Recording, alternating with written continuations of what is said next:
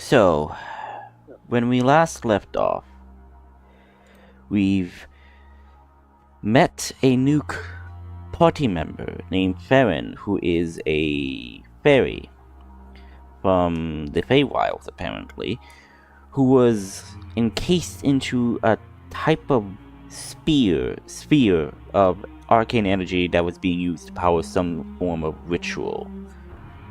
You were able to free him, and you continued venturing forth until you came upon a swamp land of sorts, which is a bit odd considering of the region that you were in.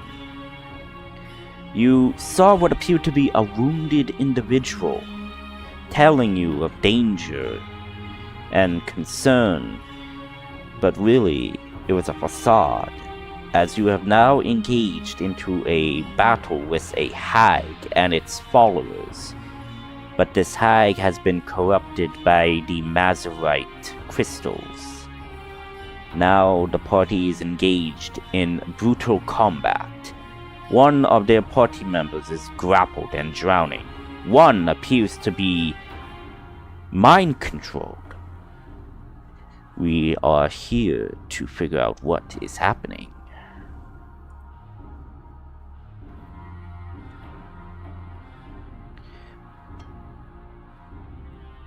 Alright, here we go. Battle music, and I believe we were doing...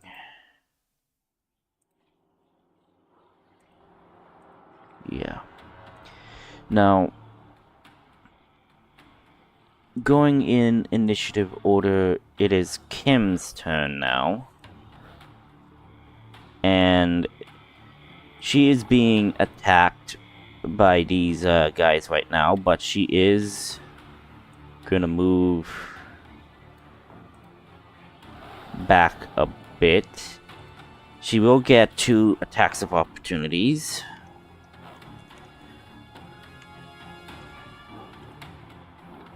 And they both miss. And now Kim is going to be attacking. I think it was... Oop. Meant to be GM roll.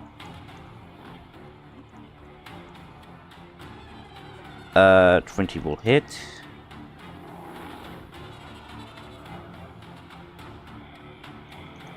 Okay, that is weird. Why is this thing not working? Hang on.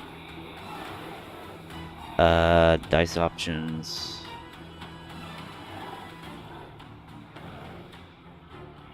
There we go. Okay, so that does hit. And is a 2. Keep.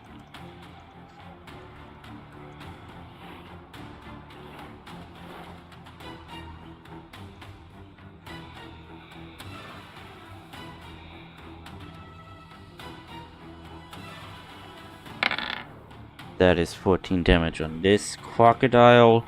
This crocodile is looking hurt. Okay.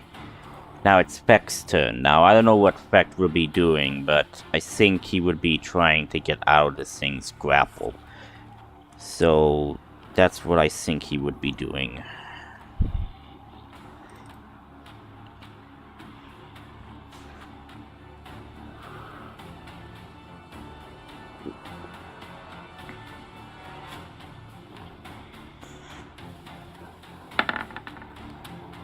Ooh, okay, natural 20. He manages to free himself. And he is going to move back. This is still difficult terrain, so he will be only able to get here. This crocodile, though, will have attack of opportunity on him.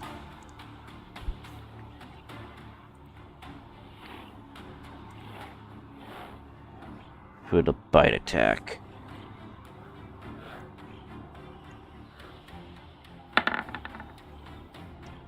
16, probably. Nope, that misses. Wait, what? Wait, how is his armor class 24 right now?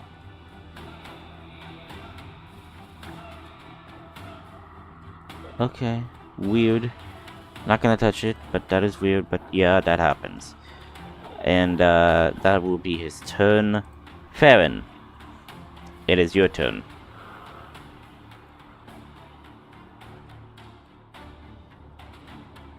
Fly up to here. And I'm going to use my breath weapon.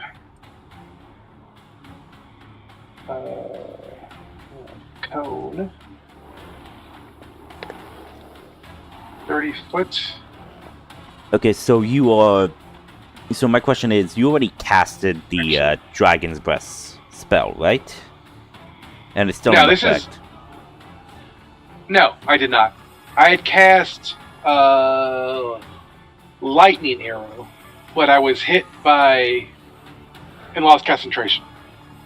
Okay. But this is something for my class. It's Breath Weapon, which I can either... It's Drake's Breath, which I can either use for myself, or I can use my action to have my Drake do it. Okay. Here, I'll put it up there. No, I trust you. I did look it up. Yeah, no. I was just wondering... Yeah. So, okay. I will... So you're doing it on yourself? Yeah, I'm using it myself. I go a 30-foot cone. Okay. So I should be able to do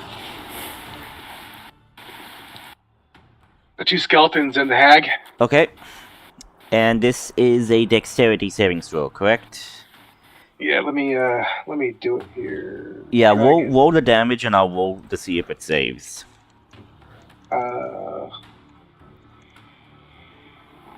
I did. It's right there. It's 26. It's right in the middle there. See it? Oh, so it already rolled? Okay, damn. Okay, it automatically... Yeah, it's programmed to roll in there already. Yeah, rolled horrible, but it's rolled.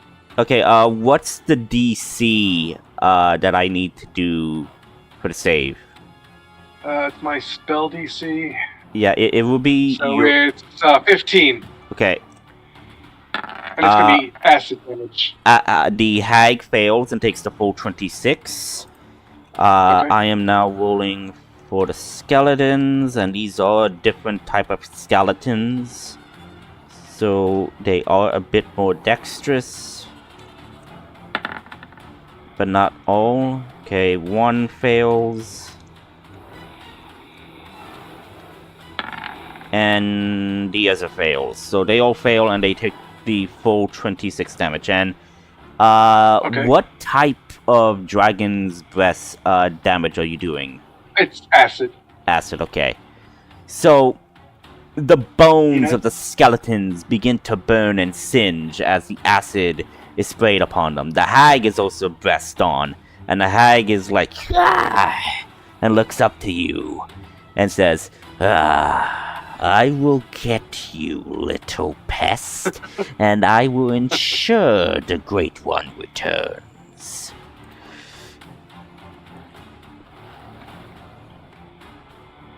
And I don't like that. Then my drakes can try and bite the crocodile. Okay, oh shit. Give me a moment. Hang on. I am calculating HP. There we go.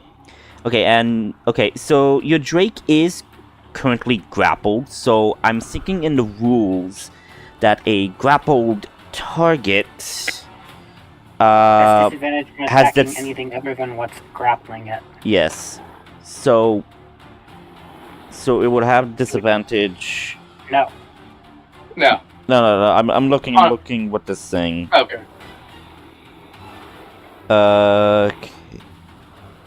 Okay. Grapple. The condition ends. Okay. Okay, so basically, you would have disadvantage on any other target. But correct. If you're attacking the crocodile, you won't have disadvantage. Okay, so yeah, roll for your bite attack for your Drake. That misses. I'm sure. Yeah, that misses definitely. Okay, that's my turn. Okay, Nail, the Great Alchemist. What do you got? I'm gonna cast Dispel Magic. Ooh. What are you casting it on? Dum dum. Dum dum. I love how like you just said that like nonchalantly. Dum dum.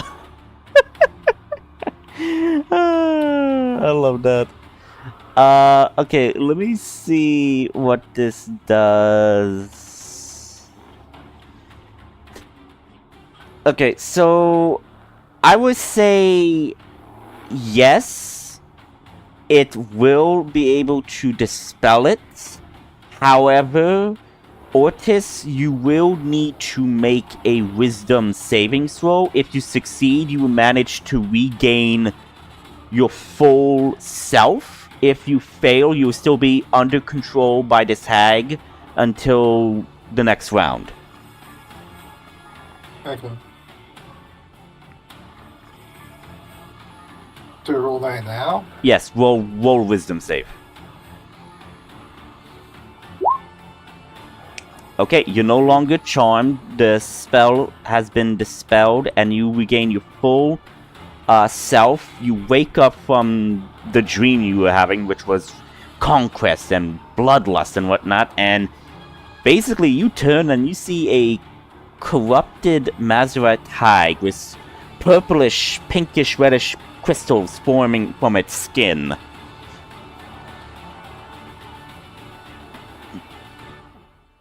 Where was that old man? And who are you? Did you mind control me? Ortis, kill the hag, kill the skeletons, kill the crocodiles. The hag then says, "You do not have to listen to Dumb, my dear friend. You are free to make your own choice." As this thing smiles at you. In a crooked but, I guess, weird smile. Showing her jagged, sharp teeth. Hello. Oh! Hi. Hello, Adrian. Okay, Sorry, so... I'm late. No, it's fine, it's fine. So, gonna give you a recap. The group found Farron, our newest, party member. Say hi. Hello. Yes. He is playing a fairy Drake Ranger. He was found being part of a ritual of sorts, being drained of his power or whatnot. You guys came upon a swamp marshland, which is weird considering of the area that you were in. You encountered what appeared to be an old man dying wounded. Turns out it was a fake out. It was a hag that has been corrupted by the Mazarite crystals. And Ortis was mind controlled yet again. And Fecht was grappled by these giant crocodiles, which are also infected with the Mazarite crystals, but they are not poisoning you guys. It seems to be more compelled through magic. So that is the sit rep. You are currently fighting this crocodile, the one that is near you, and these are giant crocodiles. Okay. Yeah, and Nail was able to dispel the mind control charm on Ortis, and that was Nail's turn, unless you have a bonus action you want to use. No. Is this area, like, highly vegetated? Yes, highly vegetated, yes. Alright. I'm assuming it's all difficult terrain as well. Yes. Yes. Basically, as long as you, so long you are on, like, the land stuff, it is not difficult terrain. When you're stepping off it, it is difficult terrain. I'm gonna go into the marshy area and dunk underneath so I can get cover. Okay. So basically, you're kneeling down in front of the land mass over here to try to get cover, basically. Yeah, and into the swampy reed area. Okay. I'll say this with the shield that you have partial cover. Okay, partial cover is a +2. Wait, what level? Half or 3/4? Like, it's not full cover, it's a makeshift cover, so it's, I'm The thinking. cover comes in half, 3/4, and full. It's not full, but it's half, Okay, 3/4. half is a +2, 3/4 is a +3, and full cover is +4, right? No. Half is a +2, 3/4 is a +5, and full is immunity. It's half cover. Okay. It's partial half cover. Hey, a +2 is better than getting shot with an arrow. True. Is that your turn? And that is my turn. Okay. Skeletons! Little chittering bone nappers that they are. Skeletons are going... Okay, let's see. These skeletons... okay.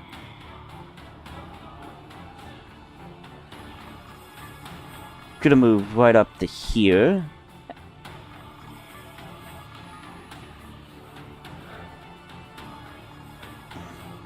Okay.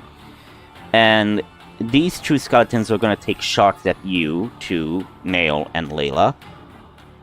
I am rolling right now for something. Okay, they're targeting, one is targeting Layla.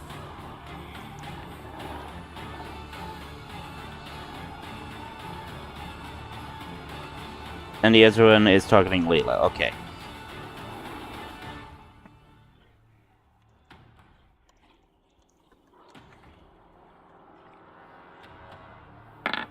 Does a 14 hit you, Layla? I shield. Okay. Next skeleton. Oh! An 8 misses, but it was so close to landing on an 18. Oh, that would have been enough to hit you. Okay. Next are these skeletons over here.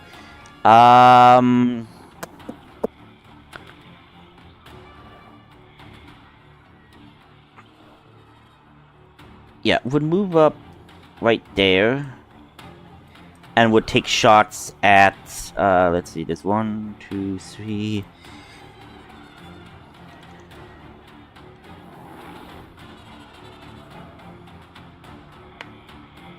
Okay, one is targeting you, Adrian. Okay. And the other one is targeting Fact. Okay. Do these look like just normal skeletons, or...? These skeletons are attacking you. Okay. Oh, you gotta be kidding me. Oh, that misses you.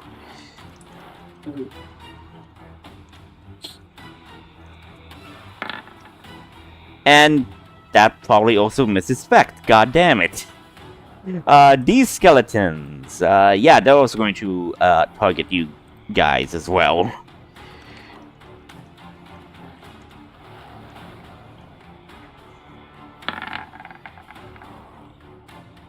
Wait, why did I... I made a boo-boo.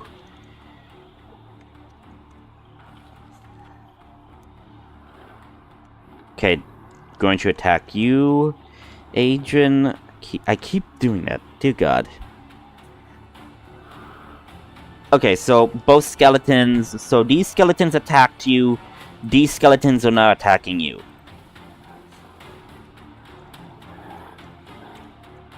Oh, so is the music too loud? No, it's fine. Okay, making We can sure. control the volume of the music ourselves.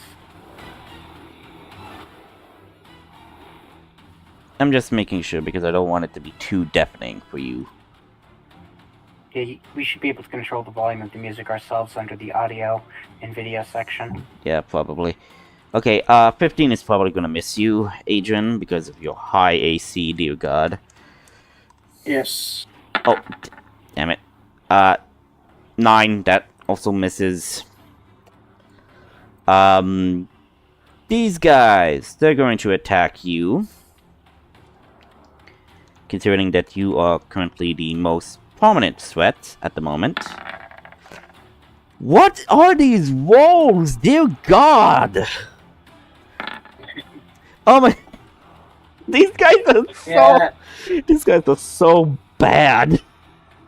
yeah, I was rolling pretty bad as a DM in my game yesterday. Okay, come on. Weeks ago, you were rolling really good. Again? Oh, okay. I swear, if I give me at least a natural 20. Oh, come on. Okay, all these skeletons here targeted you and miss. You have freaking plot armor. What the hell? Yeah, Asian just like deflecting all the. No. arrows with his sword. Adrian is just like, no, can't touch this. as he's doing the freaking knee thing. Okay, there's Farron, Nail, He's and like nature Layla. dodging everything. Like, dear God, you have like 21 AC. Fact apparently has 24 AC. Like, you guys are god tier already. Ugh. Okay. Wait, why am I doing that? I wanted to do this. Okay. Okay.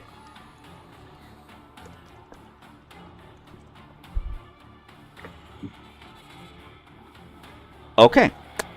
So Farron, these last two skeletons are going to be targeting you. Okay.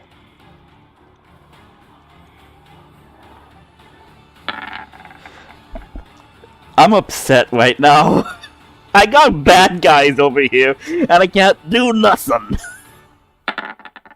Finally! Does a 23 hit you? 23 hits. Finally! Dear God. Dear God, after, like I've been rolling like sixes and like threes and nines, for God's sakes. Oh my God. Oh my God.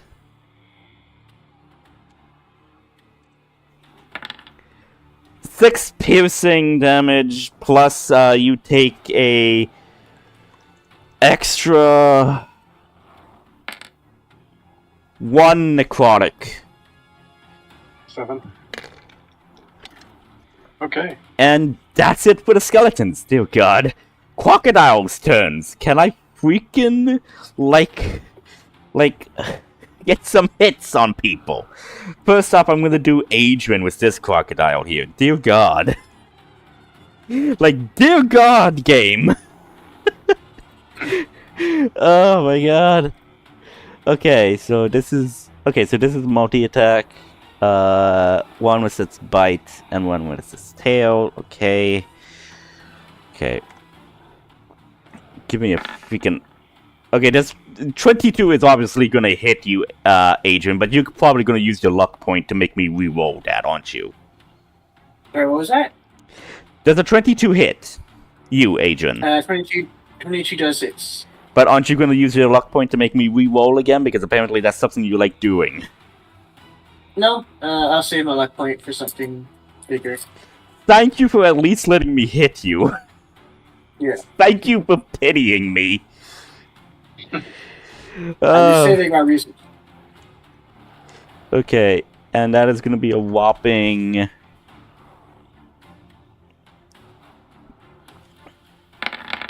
24 piercing. Okay. And now it's tail attack. Here we go. That misses. Yeah. Okay, let's see here. Yeah. Dun dun dun dun dun dun dun dun dun dun dun dun dun. Otis, from behind you, the giant crocodile is going to attack you. Okay. Come on. I. Oh. What doesn't have to worry about being restrained since she can just create a shadow puppet to attack. 11 misses you. Dear God, I've been rolling poorly. Come on. Come on. Does a 23 hit you? Yes. Thank you, Lord Almighty. Okay, so the tail hits you. So you manage to step out of the way, but the tail basically, attacks you and like shock puts you a bit. Okay. This crocodile is going to submerge and take your drake with you and start drowning it. How much damage do the oars take? Right, sorry. 13 bludgeoning. Okay. From the tail. Sorry, I forgot. Ugh. Sorry, it's just like, it's a lot right now. Yeah, the thing is, your rolls aren't showing. Well, I'm using my GM rolls. Oh shit. I'm using GM rolls. Okay, here we go. Right, I need to go to GM. Yes. Okay. What's your Dragon's Con modifier? +2.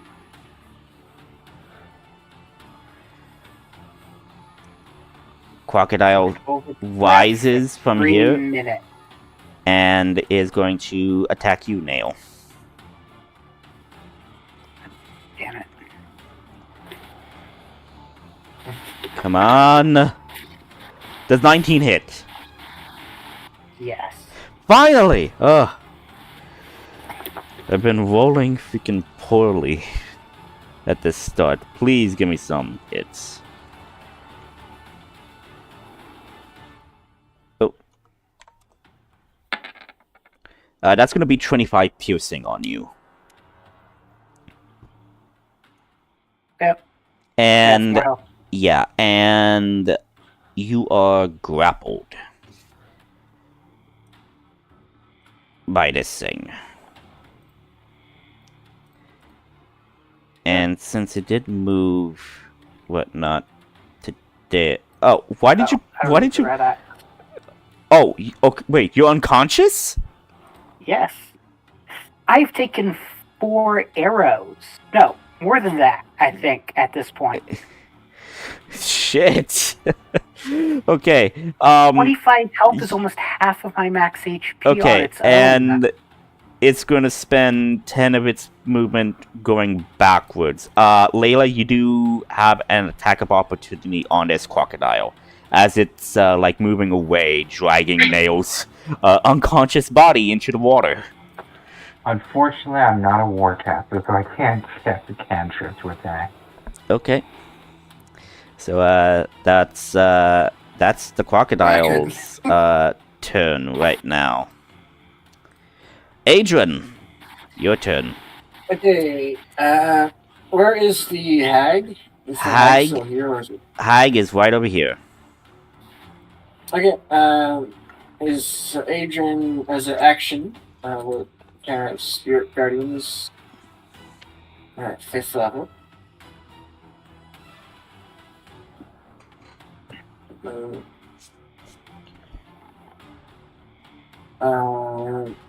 When you cast a spell, oh no. So I designate all my allies as unaffected by it. Okay.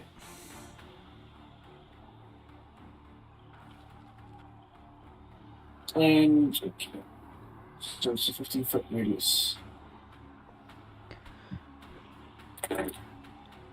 Okay, so you are summoning creatures, right? No, this is a area of effect spell. Okay. Yeah. Can you see the aura? Yes, I can. Okay. So this crocodile has to make a wisdom saving throw. Okay. And it's DC 18. Got it. Yep. No, it's DC 19. Yeah. I'm not sure why. Natural 1! Okay. So it takes 21 points of radiant damage. Okay. You did hit this thing before, so I would say at this point it is now at half health. Okay, he'll move over to here. So then these skeletons also have to all make. these characters. Yep. Yeah, Need to those make are- wisdom those- saves. Yep. Yep. I'll just do 40, 20, and then, like, I'll add the modifiers to see if it succeeds. Okay. One rolls a natural 20. One rolls an 8, plus its modifier, it will fail. The 16 and the 17 will also succeed, plus their modifiers, so yeah, 3 succeed, 1 fails. Okay, so success, they take 10 radiant damage. If they fail, they take 21 radiant. Okay, 21 radiant. Mm-hmm. Then Adrian will bonus action. Not cast, but use Find the Soul on the hag. So she also has to make a wisdom saving throw. Okay, so the hag needs to make a wisdom saving throw. Okay. Yes. DC 19. Did I?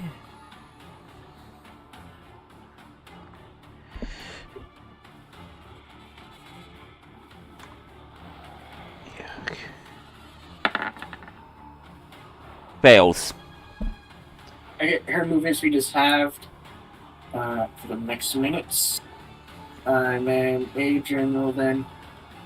So you just remove 10 feet.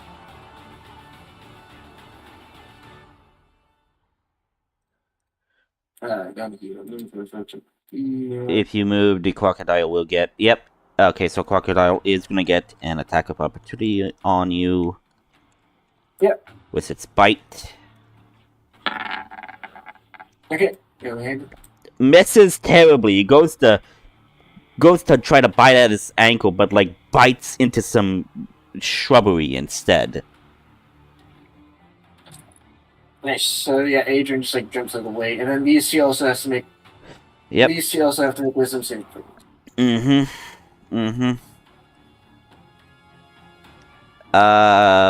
Yeah, they both fail. So they take. They take 21 radiant. And that's Adrian's turn. Okay. The hag's turn. Let's see.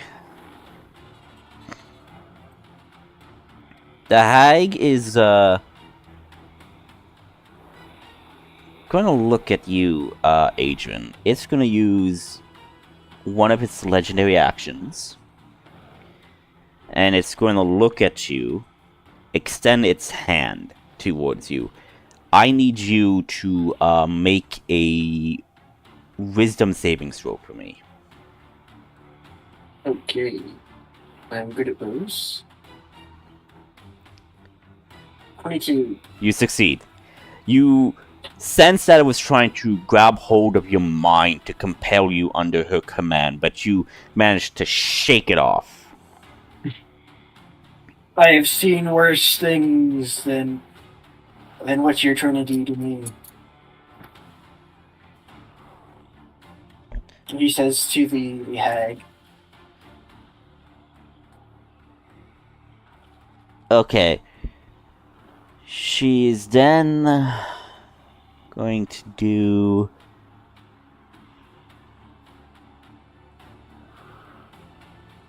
Give me a moment.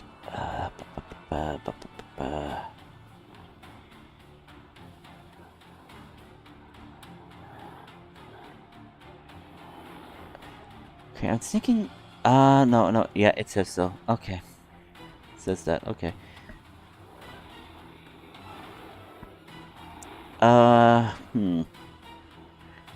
Okay, this is cantrip.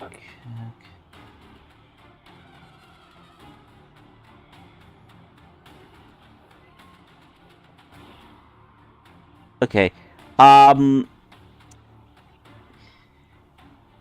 this hag basically looks at you, looks at the rest of the party, and she just, like, cackles, like, I shall see you around, adventurers, but for the time being, I think it's time that I say my farewell. You may have prevented me from gathering the power from this fairy of draconic power, but there are other means to get dragon soul. As this hag magically just like fades away as she is no longer in your sight. And I am just going to put her into that. However, Bind Soul would still be active, so the curse counts as a hex. Okay, the curse ends early if the target dies. You die, or you until the curse ends, you gain the following benefits. Okay, its movement speed is reduced by half. You gain bonus to damage rolls. Okay. Okay, but with Bind Soul, you can't exactly tell or track this individual. Good to know. Good to know. And yep.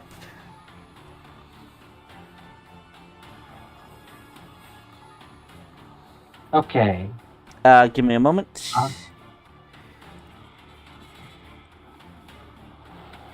Yep. Okay. Otis, what's your passive perception? 15. Okay. I'm gonna roll something. And I'm pretty sure I have advantage on this. Yes.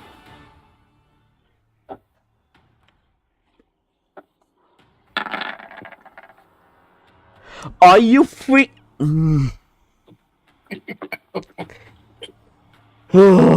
Dice gods, I freaking hate you. Okay. Okay. Otis, you see this individual disappear, but you do see the water droplets here of movement. So you will get an attack of opportunity if you could hit her. Okay. Roll for an attack.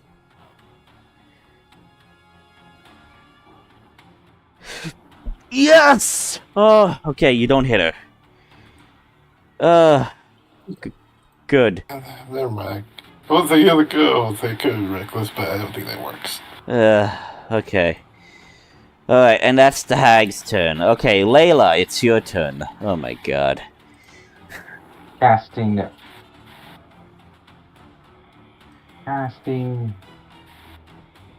black. Casting. Black tentacles. Yes. Near the crocodile? In front of me. Right here, basically. Yeah.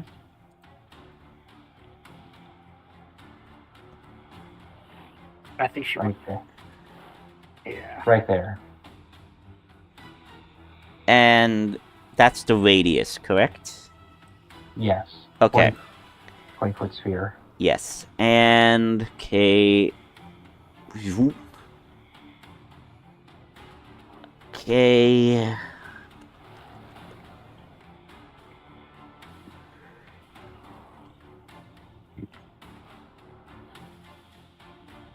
Okay, so basically on their turn, they would need to make a dexterity saving throw. It takes 3d6 damage and be restrained. Mhm. Copy that. Yes. Okay. That's your action, and you're moving there. Yes. Okay. Otis. Okay, Otis is going to activate his light axe, and he is going to attack this creature. The crocodile. Yeah. Okay. Roll for the attack. Yeah, that hits. Good damage. Bloodthirsty strikes. Yep. Okay, so that's 12, so that's 22, 26 total. And Yep, and he gets 12 back. 12 hit points back, right.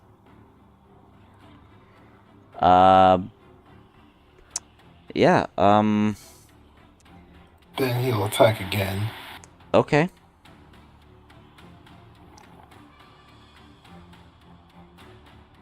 $22 hits.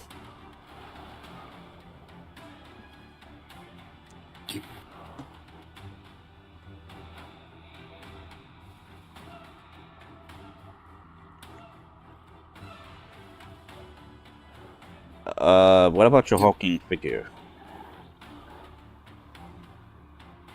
It's 3. Oh, okay, so that's 14. Okay. Barely standing right now.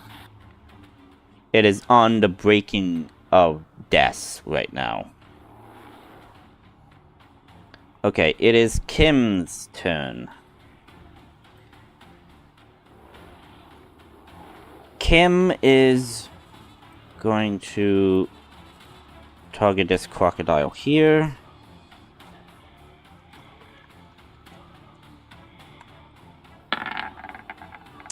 Hits and deals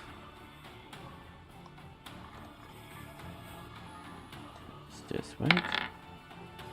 10. Okay, it shoots at it again.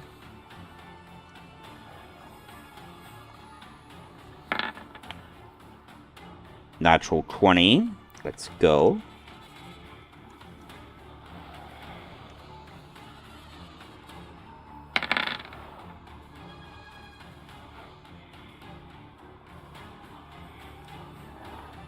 Finishes it off.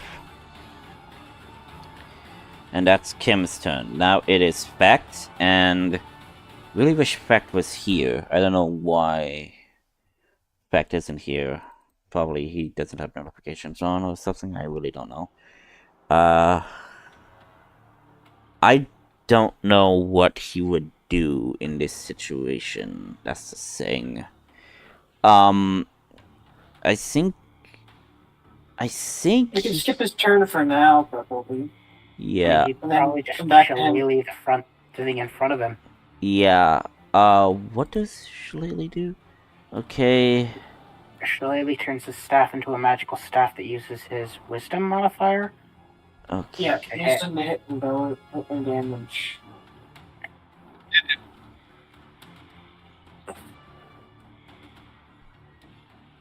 Is this it? Okay, there we go. And... okay, I'm thinking that's it. Targets this guy and does, in fact, kill him. Okay, Farron, your turn.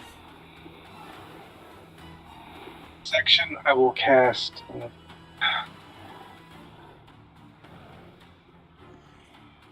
lightning arrow. Oh, on myself, okay. and I will shoot at this skeleton over here. Copy that. Yeah, that hits. So then it does the 48 lightning damage. Is what Okay. it does. So roll for the 48. 17. So that's And added then with... you got it. You make a. Oh, that's my attack roll. Yeah, it hit. Okay. Next attack roll, weapon itself. That's from bolt lightning. On a hit, half as much on a miss, and then anything within. I think it's within 10 feet makes a dexterity saving throw. But nothing is within... oh, yeah. Yeah. Yep. So a dex of 15.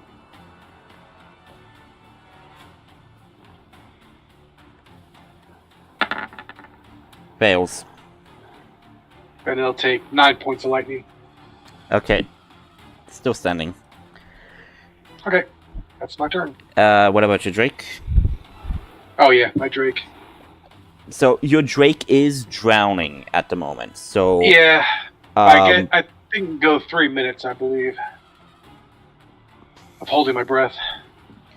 yeah, unless you want to try to roll athletics, like a strength for your Drake to see if you could break the grapple.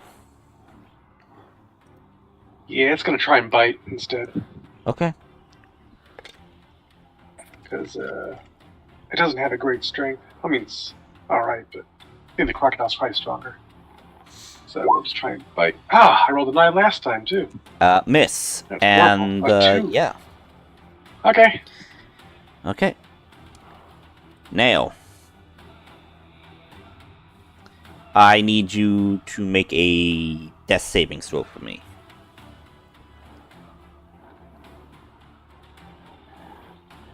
Okay, you succeed. That is not a natural 20, so No.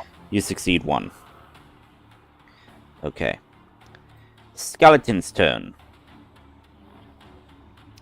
Now, these skeletons, they need to make a DC 16 dexterity saving throw.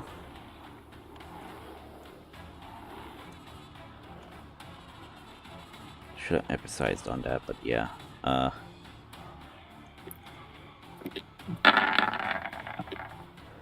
Oh? Okay.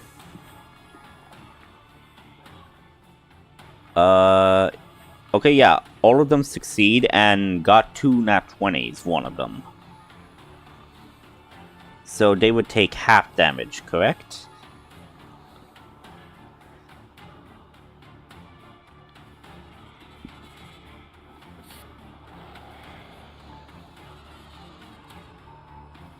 Layla? Oh, So sorry, yeah. so they succeeded to save the black tentacles. Do they take half damage or do they take no damage? They take half damage. Okay, so could you roll for the damage? It's 3d6 unless you casted this at a higher level.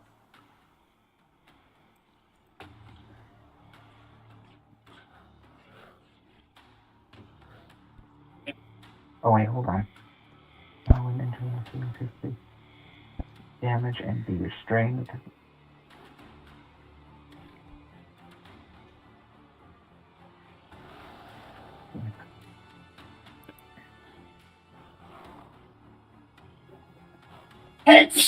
Bless you. Bless you.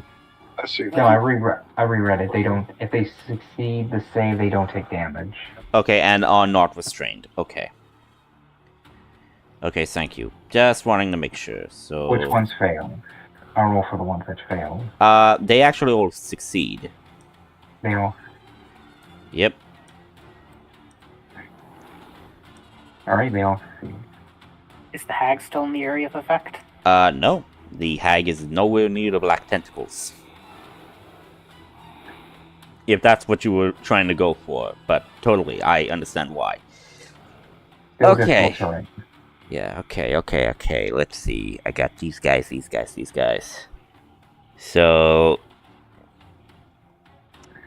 these two gonna target you, Farron. These two Okay. gonna target Ortis. These two gonna target Layla. So first on Farron.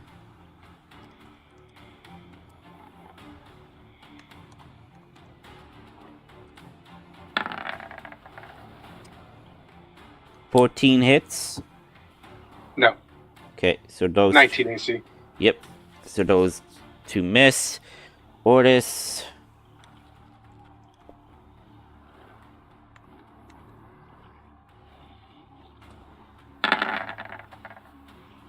Uh 15.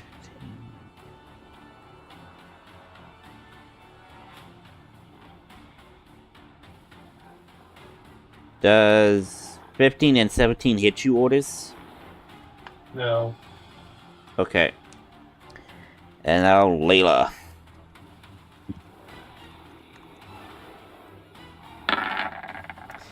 Yep, those are probably also gonna miss. God damn.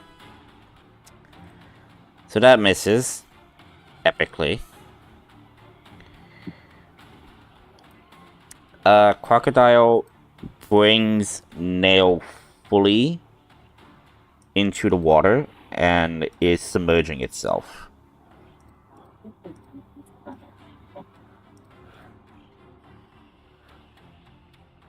And Ortis, the crocodile near you, is also going to attack.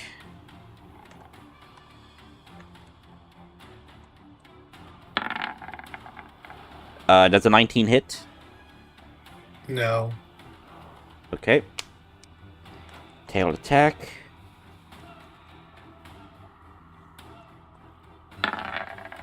Does a 26 hit?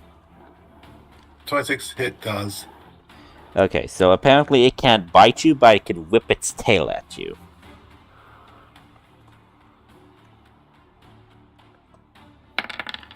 Now it's retaliation time. 17 bludgeoning damage. On you, Ortis. Okay. And, yeah, that's it for the crocodiles. Adrian. It's not over just yet. Yeah, he's retaliating. So.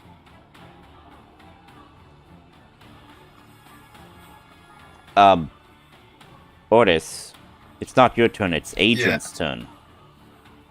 My blood is... Oh, Fury Tattoo has an effect. Oh! Whenever you get...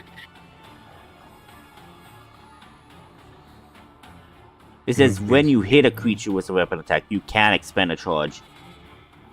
Wait, this is the wrong one. It's the bomb at the end. Oh, no, oh yeah. When a creature you can see damages you, you can expend a charge and use your reaction to make it melee. Okay. No, yeah. So yeah, that does hit. How do you want to kill this thing? Decapitation. Okay, you just cut its head off. Okay. Brutal, but fair. Understandable. Actually, now that I think about it, you guys could get like a good amount of giant crocodile leather out of this. And meat. Depending if you want to try to purify the meat from the corruption. Okay, so it's my turn. Adrian will make a perception check to see if you can see where the hag is. Like, yeah. Okay, make a perception. 16. Okay, and if I recall... Okay, give me a moment. I'm reading what invisibility does. You're unaffected. It just gives her advantage on stealth checks. Basically, and you're unable to see her. Okay.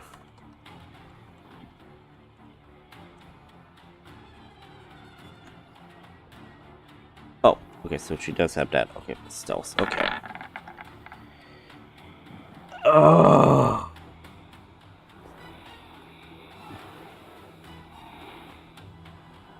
Okay, you do see her. She is somewhere right around here. Okay, so Adrian.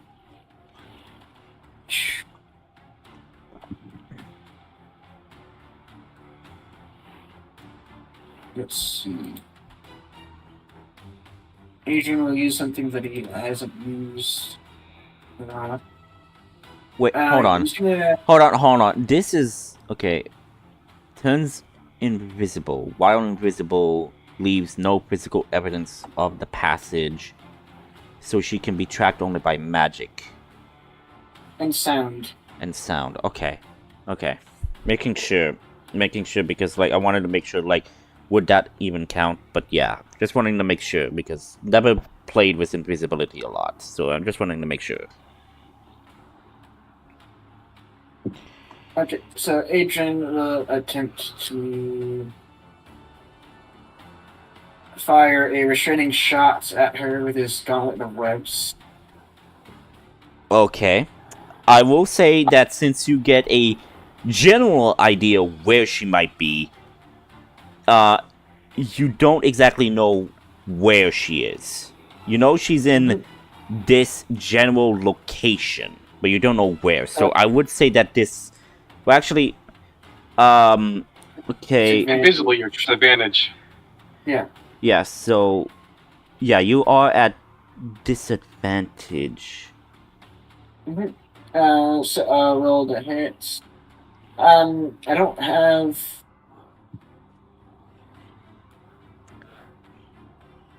I don't have a thing set up for this. Yeah, to attack. I would say that this is, like, since you're shooting something, I would say it's a dex thing. Yeah, I believe I missed. I rolled a 2. A 8. With my bonuses. Yeah, so, yeah. Yeah. That misses. then Adrian will just run over here. Damn. Okay, I need to make a wisdom save. Yep. Remind me, the save is 19, correct? Yes, 19. Succeeds. Okay, she still takes half damage. How much damage are we Your talking? guardians. Let's see. Yep. She takes 11 radiant damage. Which still doesn't knock out her invisibility, but Nope. And then Well, Adrian, actually, using no. his- Actually, no. She would technically need to make a con save. Technically. Okay. did she Technically, use the spell invisibility or did she use an ability? it's invisible passage. Basically, it's an action, but it's not a spell. Can turn invisible until she attacks or casts a spell, or until her concentration ends, as if concentrating on a spell. So it is still considering Right. that she does need to make a con save. Yep.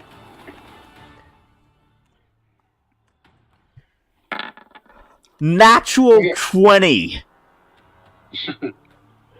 Then Adrian will cut in the attack in the general area where she is. Okay, wait. Since you did a restraining shot, I will say that this is considered an action to use it. It's a ranged weapon attack, so that means I get another extra attack. No, no, wait, wait. Can you shoot with a range and then switch and do a melee attack? No, I don't think that works. It's a gauntlet, so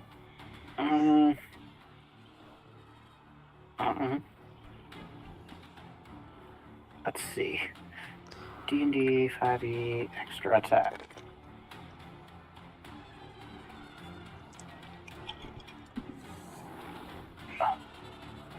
So, hence,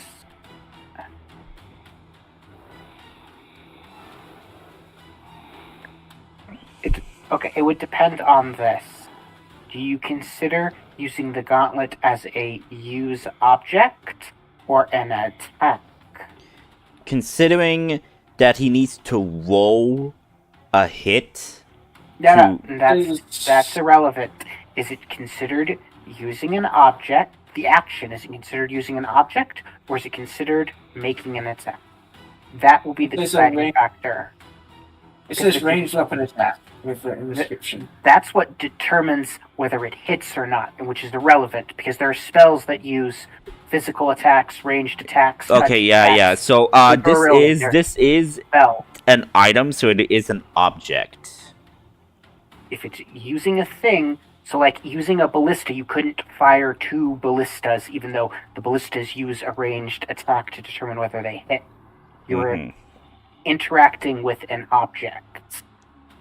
So, because extra attack is specifically, you get multiple uses of the attack action.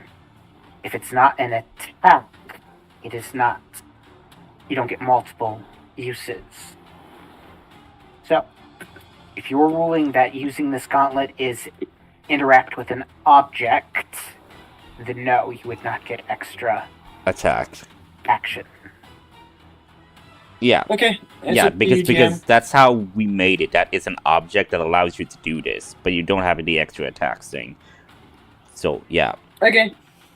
Then as a bonus action, he'll cast spiritual weapon. You said she was in this general area? In that general area, yes. Okay, he'll cast spiritual weapon. I need a token for that. I'll place it right here. Hang Here on. are all the actions that you can take. This would be the very last one, was utilize. Can I? Okay, yeah, there we go. And... Sorry, give me a moment.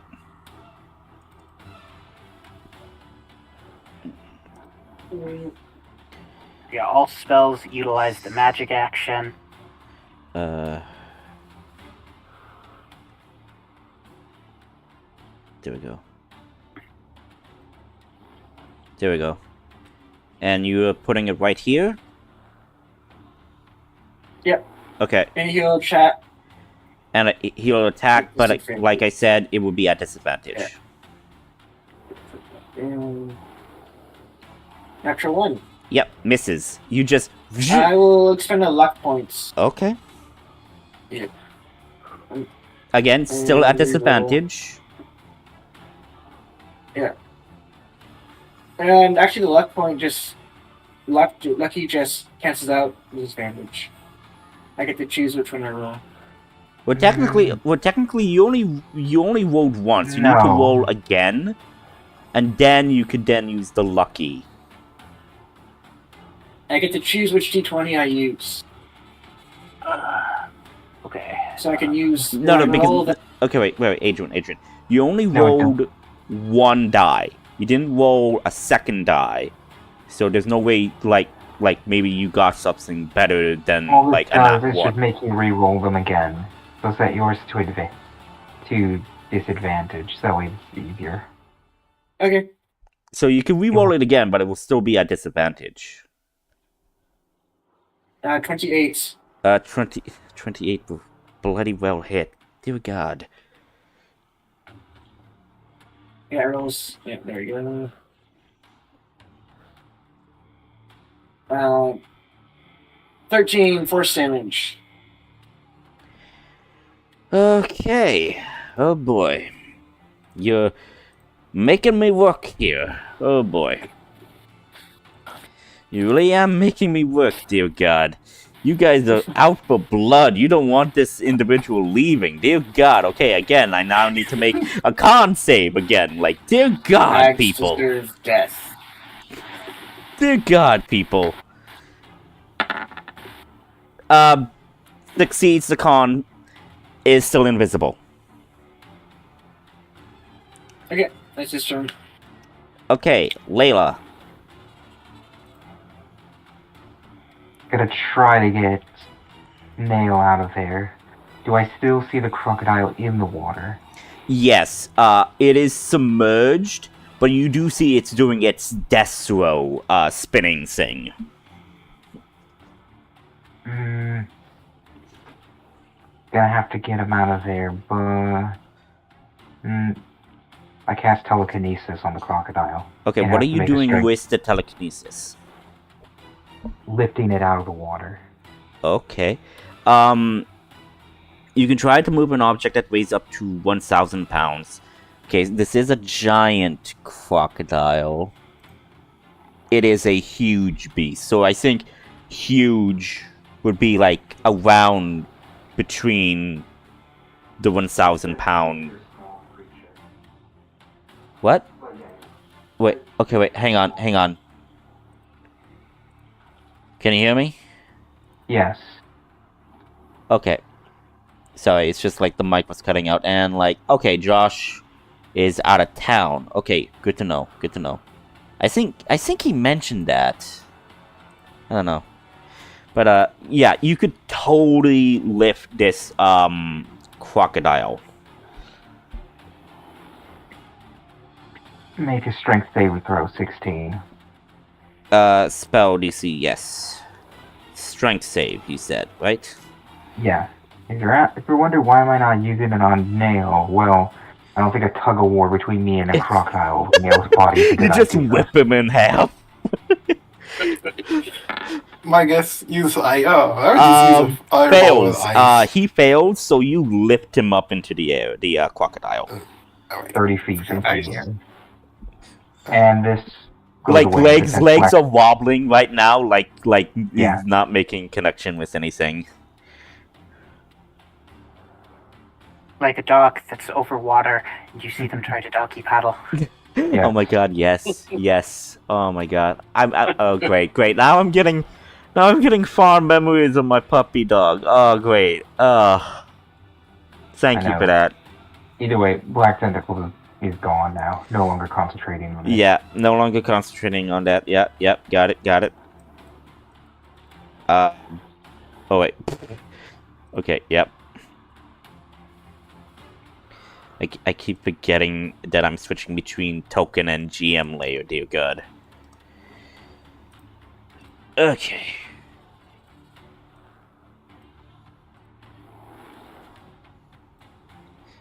So, you have it in the air. You're just holding it up in the air? Yeah, 'cause I only can move it up to 30 feet. Okay. Otis. This is gonna go over here and just reckless attack Oh my God. and just hope for the best. You guys are So- so brutal. And I even forgot to make her do her own turn and move and whatnot. I forgot to do that. Ugh. It's fine. Does 16 hit? Miss. You're at disadvantage. Yeah. Yeah, it's They're at just attacking- disadvantage.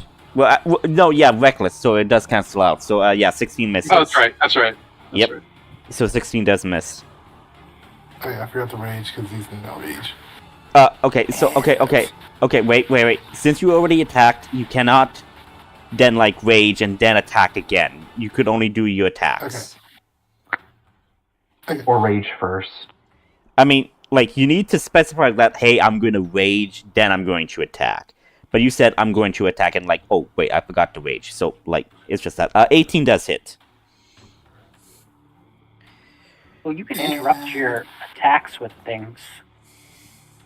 And I'm also gonna do bullies. God. How much damage is this right now? Let's see. 19 for the necrotic and 13 for the radiant. So that's... Plus 1. So that's how much? 33. That's 35? 33, yeah. 3? Oh my God. Okay. Okay. Doesn't this first two also apply? What? There's a 2, then a 19, then a 1, then a 13. No, the second 2 on this one doesn't apply. It still has all.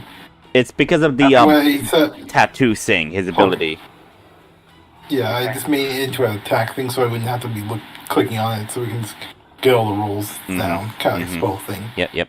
Okay. Okay, now I need to make another con save. Dear God, you guys are really testing this thing. Yeah, she's not gonna pass this con save. No, invisibility drops. Do you know how much she would have had to roll to pass this con save? Yeah, like, Got like 30 you damage. totally Like do a that. 30. Yeah. So like, psh, like, you can't just leave me alone. This continues. Action surge. We didn't do anything to you. You attacked us. Well, again, You can't just go around being, you can't just leave me alone after walking up to somebody and stabbing them and getting slapped. Are you actually legit saying this to this hag? No, I'm unconscious and underwater. Right. We're floating in the air. Okay, I don't know. yeah, 29 hits. 29 hits. Roll for damage. Okay, so that is. Also gets one more attack, right? Because of the action surge, or just Yeah, that's one. You get one more attack. Okay. You can you do an action, and your action is to do extra attack. yep.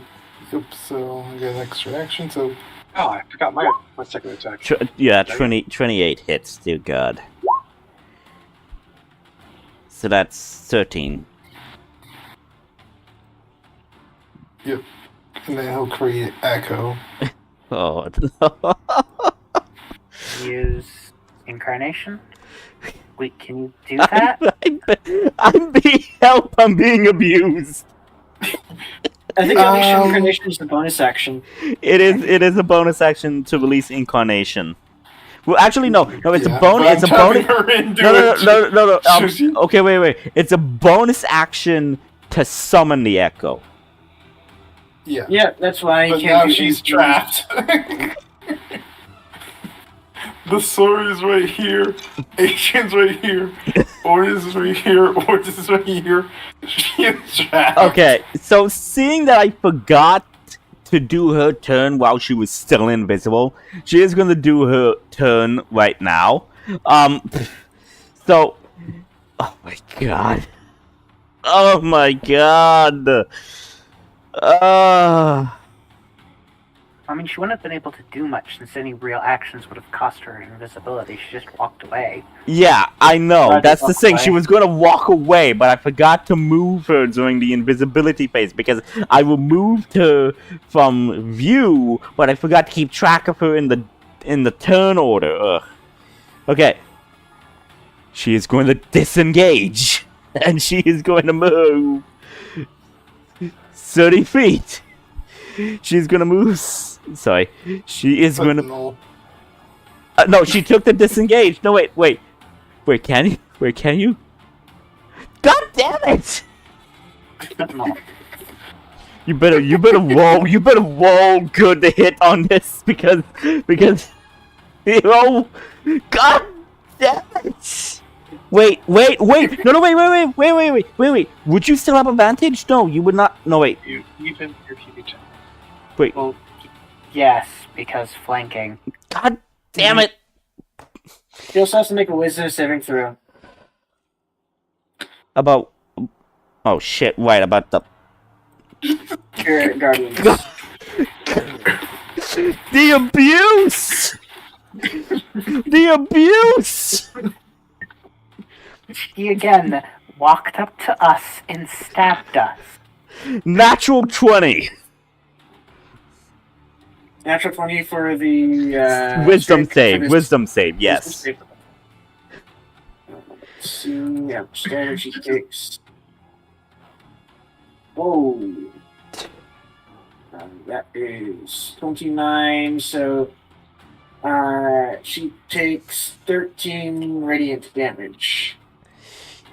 Oh my god.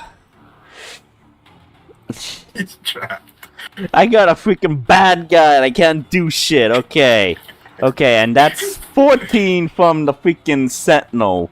Bullshit. Dear God.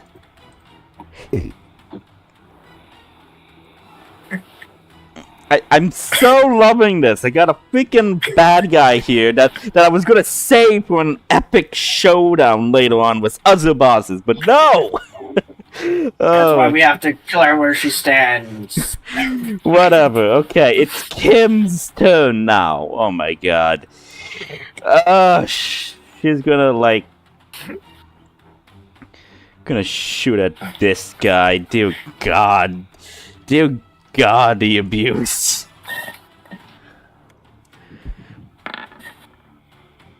Yeah, that hits.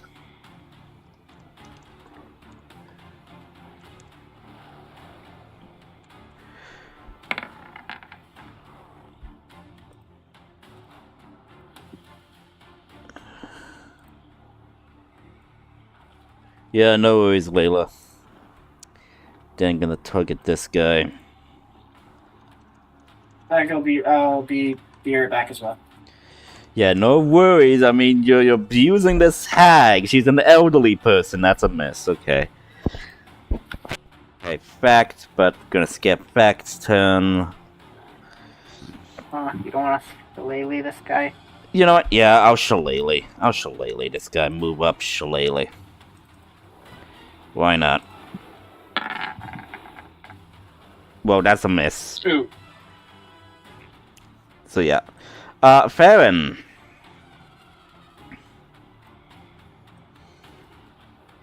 Okay, I'm going to cast Conjure Barrage.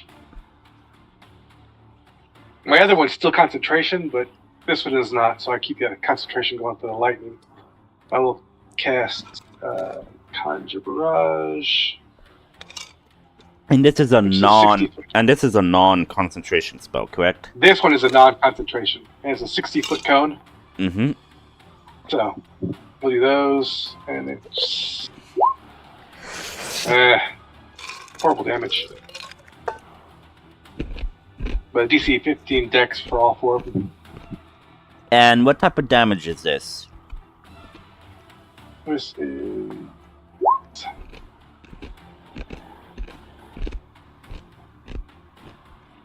Okay, so it's piercing, so it doesn't have any, like... Yeah, piercing. So it's non-elemental, okay. Just making Correct. sure. Yeah. And it's a dex savings throw. Correct. So, I mean, you don't really need to care about the lightning arrow. It's done. They fail. Now, lightning arrow's concentration. I can use it for a minute.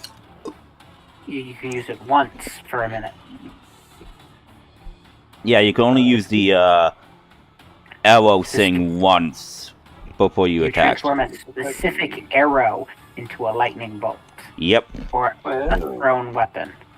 The last sentence, the piece of ammunition or weapon then returns to its normal form.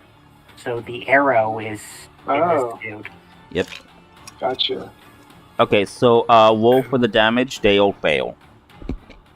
It's 14. I guess. Yeah, I guess Okay. unless you can retrieve the arrow. Or the throwing axe, or the javelin, or whatever. Okay. So is that your turn, Farron? Unless you want your Drake to try to bite or my break. Drake is going to try and bite again. See if we can roll higher than a 2 this time. Okay, yeah, Ooh, that will 26. hit. That will hit. For 10 damage. Mm-hmm. You just bite this thing on its nostrils. Does not let you go. Yeah, I know. Okay. Nail. I need a death save, please. I'm back. One fail.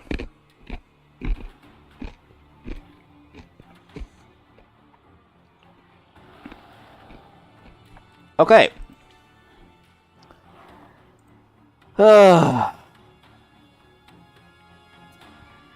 It's Agatha Christie's turn. Another wisdom saving throw. Dear freaking God!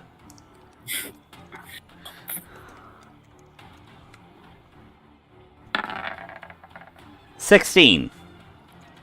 That's a fail, so she takes. Let's see. 21 points of radiant damage, and her movement speed is halved again, so Okay, how much damage?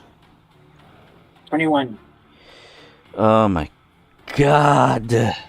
So her movement speed is cut in half from Bind the Soul, and then cut in half an additional time from Spirit Guardians.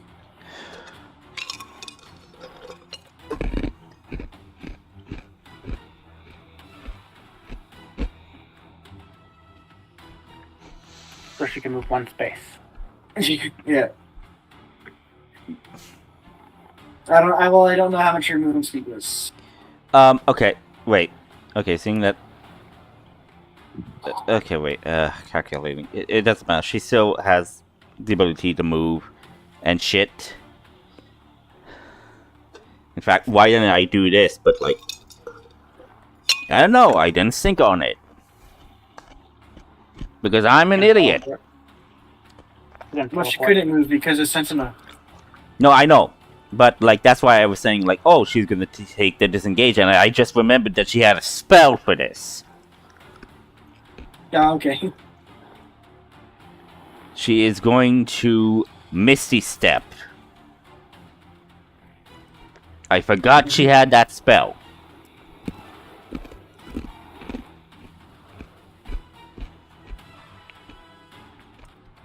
Okay. No, she's still under the effect of those.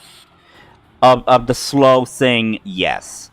And now, she is going to use her ability to turn invisible again. And she is then going to move.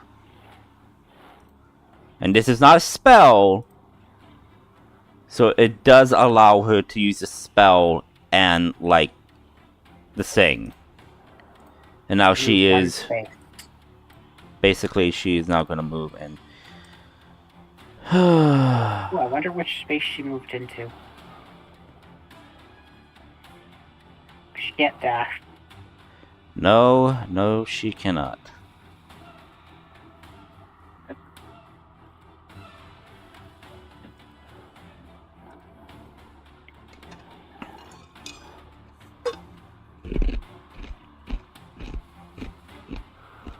Okay.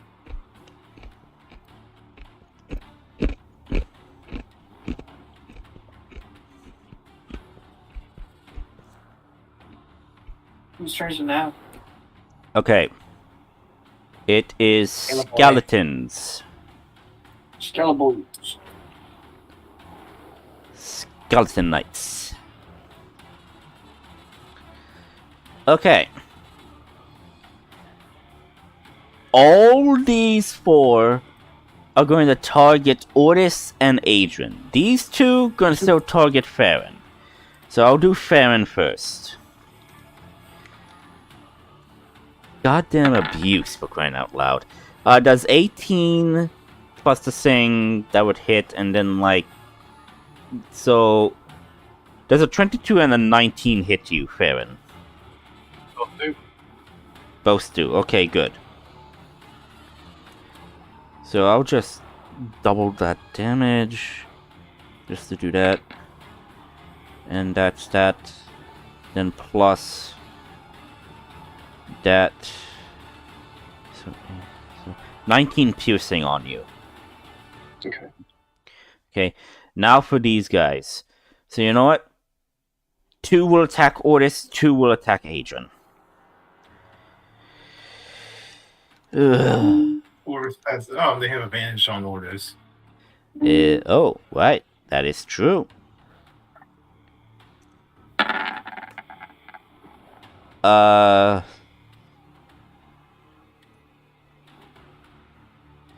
17 probably misses you. Yep.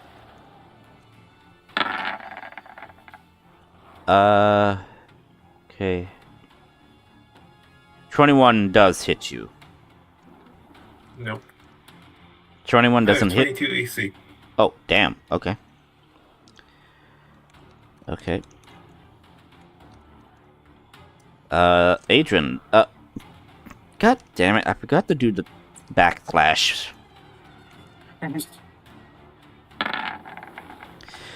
Okay. Does a 22 hit you, Adrian? Yes. And I do believe you had used your last luck point. No, I still have 2 left. God damn it. Okay. But I'm not going to use luck points. Okay. Thank you for that. I appreciate it. 9 piercing damage. Plus... I forgot to keep doing this, but, you know, it happens. But rarely I get you to hit. Plus 4 necrotic, but probably because you are resistant to necrotic damage, right? No. He's only resistant when he's has Shadow Memorial up. Yeah, shadow form. So yeah, so that's 4 extra necrotic damage, so that is 13 damage total. 13, okay. Okay. Crocodile's turn. Okay.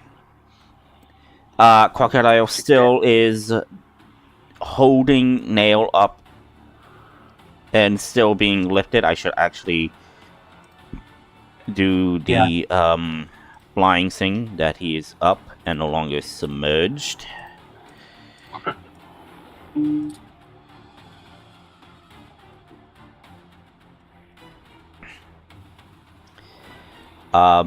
Crocodile is still submerging. Are you still holding your the Drake's breath? Is it still holding its breath? Yeah, he can hold for 3 minutes. Okay.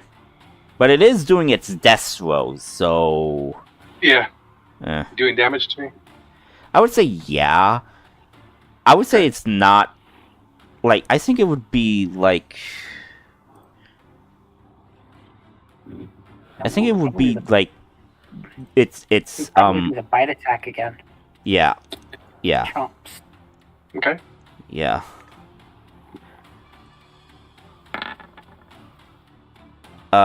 Actually, since it's grappled, would he not have advantage against the Drake? No. Probably.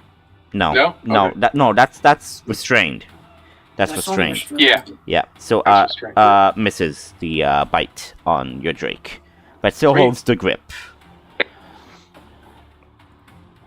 Oh, whoa. Okay, wait. What? You skipped Adrian. Yeah, I don't know why it glitched.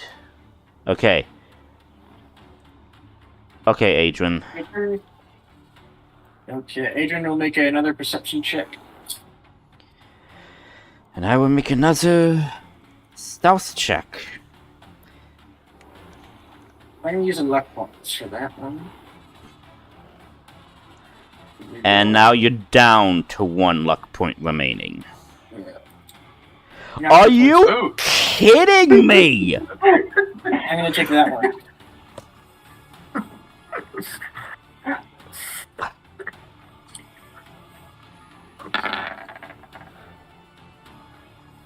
Yep.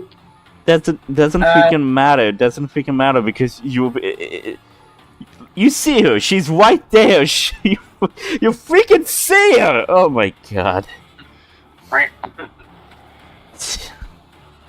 So he runs over there. She has to make wisdom saving throw.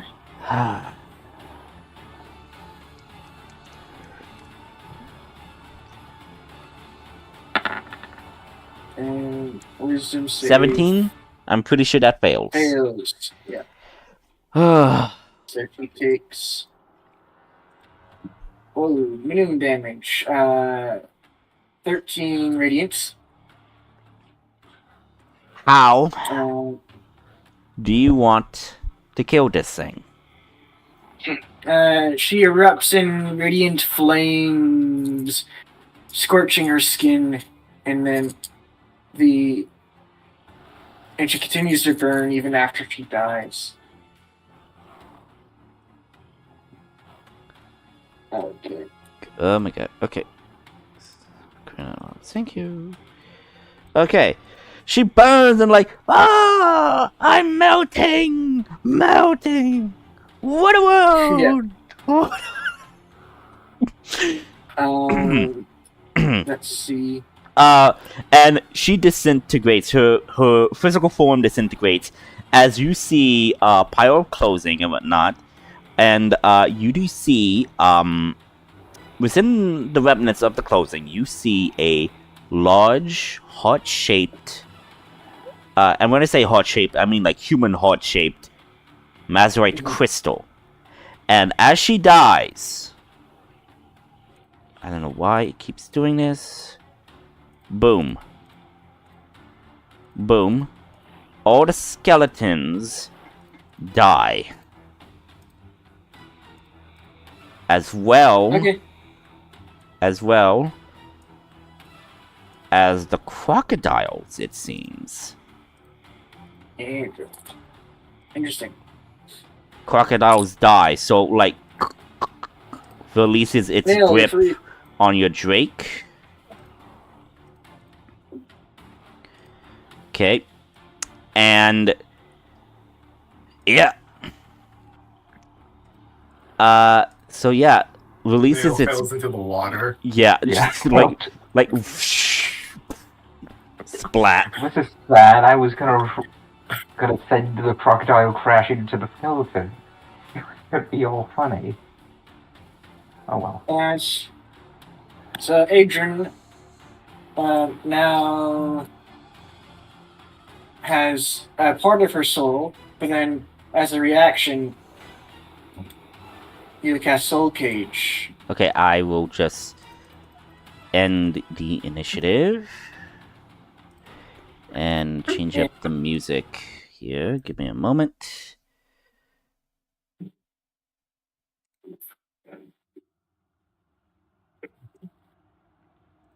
Adrian will cast Soul Cage, and now he has her entire soul in the little silver cage. Okay. You say, okay, Soul Cage, and you are asking questions? No, I just cast Soul Cage and captured her soul. Okay. Getting Nail out of the water. Okay, you drag Nail out of the water. You see he's covered in marsh water and dirt and mud and grime.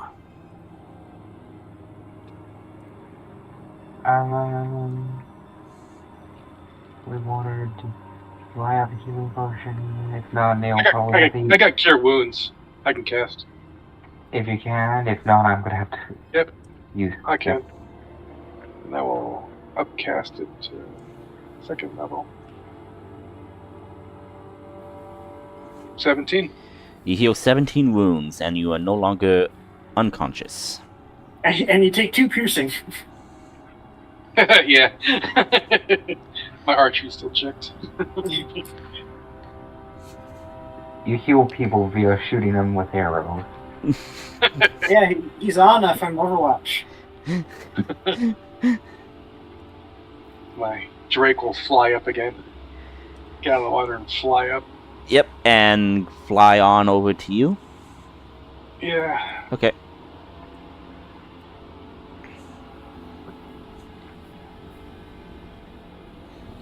Is Nail okay, guys, over there? They're breathing. Okay. I hate you It's all. with the hag's corpse. So Ortis, you see the pile of clothing, the melted carcass and corpse, and you see a human heart-shaped size Mazurite crystal. Don't touch it, Ortis. Don't touch it. You just see Oris had a look like someone who just like kind of like a slight drug addiction look, just pinching his lip, like shaking his head.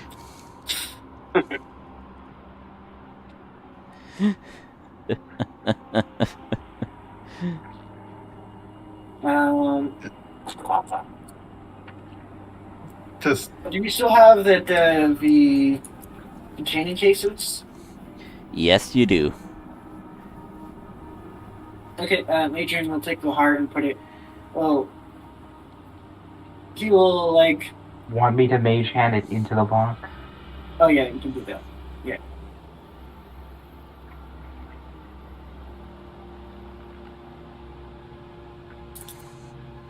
Contain. Okay, yep. You put it in the container. It is contained. That is... You have 2 Mazurite crystal hearts now in containers, if I recall. Okay. No, I'm saying you got one from that, what was it? You fought the first creature, which was, was it a Wendigo? Yeah, I think it was a Wendigo.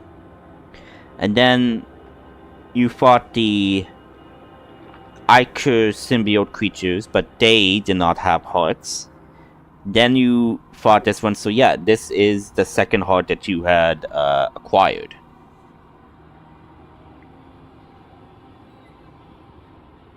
Mm-hmm.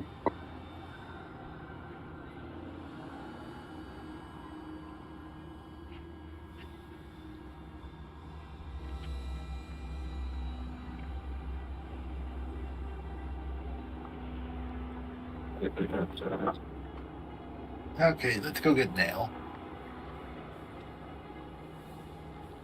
Before he goes, just checks the clothes, just shaking anything out. It's just raggedy old cloth clothes. Just leaves it there and just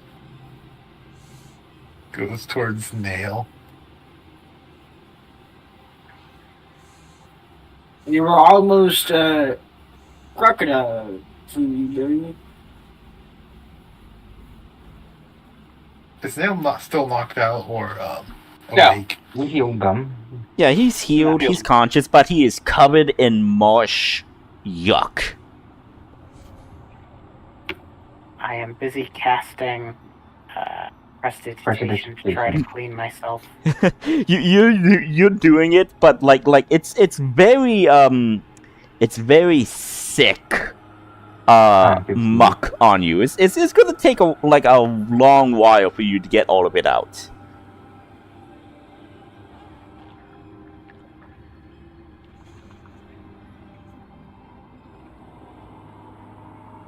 Okay. I can go. Oh, Boris is gonna start harvesting the crocodiles. So you're gonna harvest it for the leather and the meat, or just the leather? Just a leather. Okay. Give me a survival check, please. Oops, forgot the thing. So 6. You do the best you can. I mean, you never harvested giant crocodiles like this before, so it's a bit hard for you to harvest it, but you get a average what's the word? An average quality. There we go. Average quality of a pelt.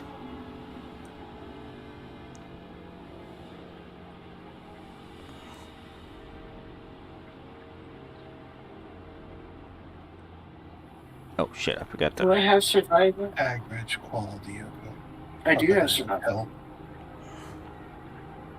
Adrian also carve one that Okay. Mortis isn't. Roll of survival. 11. 11. Again, never harvested any species like this before. You think they don't exist, but you harvest the leather, you get an average quality pelt as well. Okay. Oh shit, I forgot to put an X on the crocodile. My apologies. It's alive! Do it!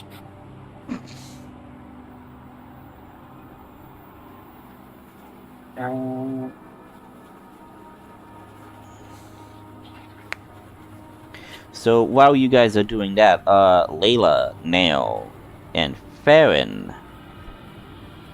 what are you doing while Otis and Adrian are apparently harvesting the leather of these creatures?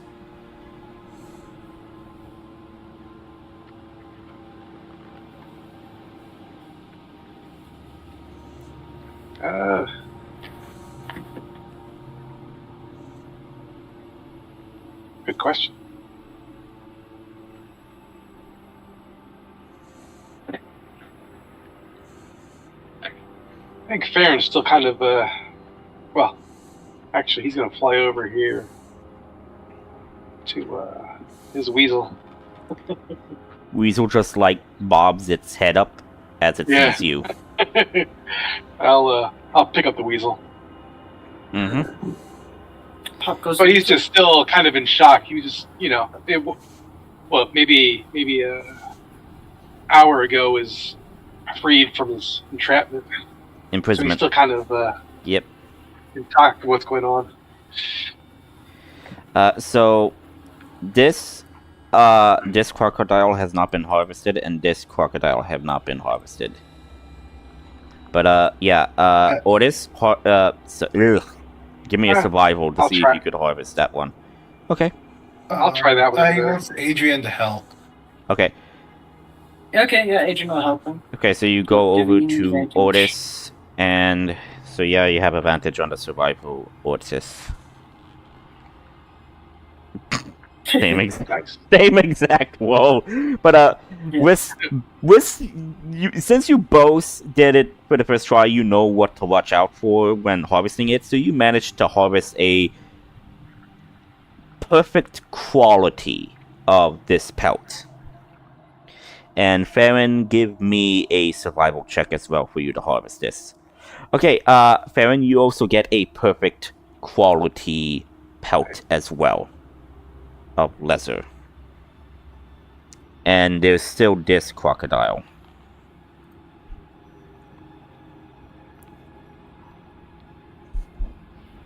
Yeah, he's gonna ask Adrian for help as well. Okay. Okay, roll with advantage.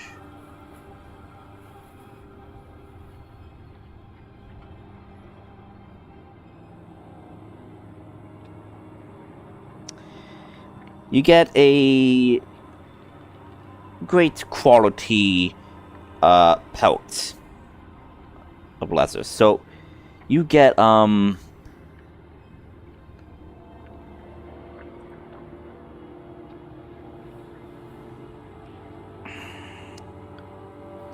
me a moment.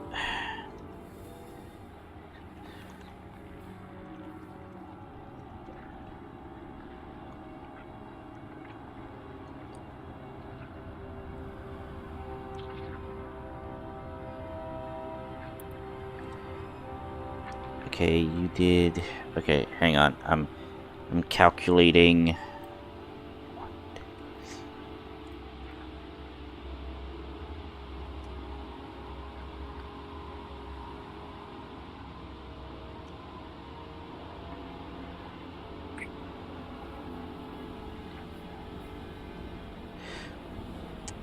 I keep.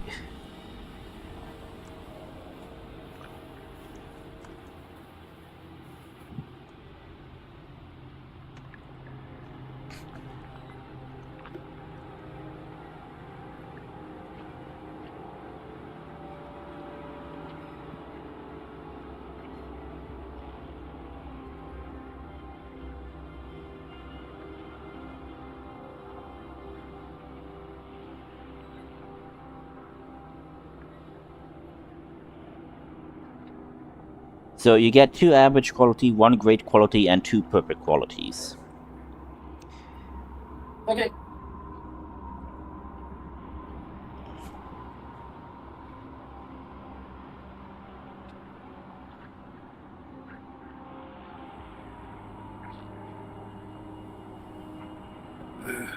Are you? I guess you're carrying this carrying the pelts, Ordis. Yeah, I'll do it. Thank you. Appreciate that.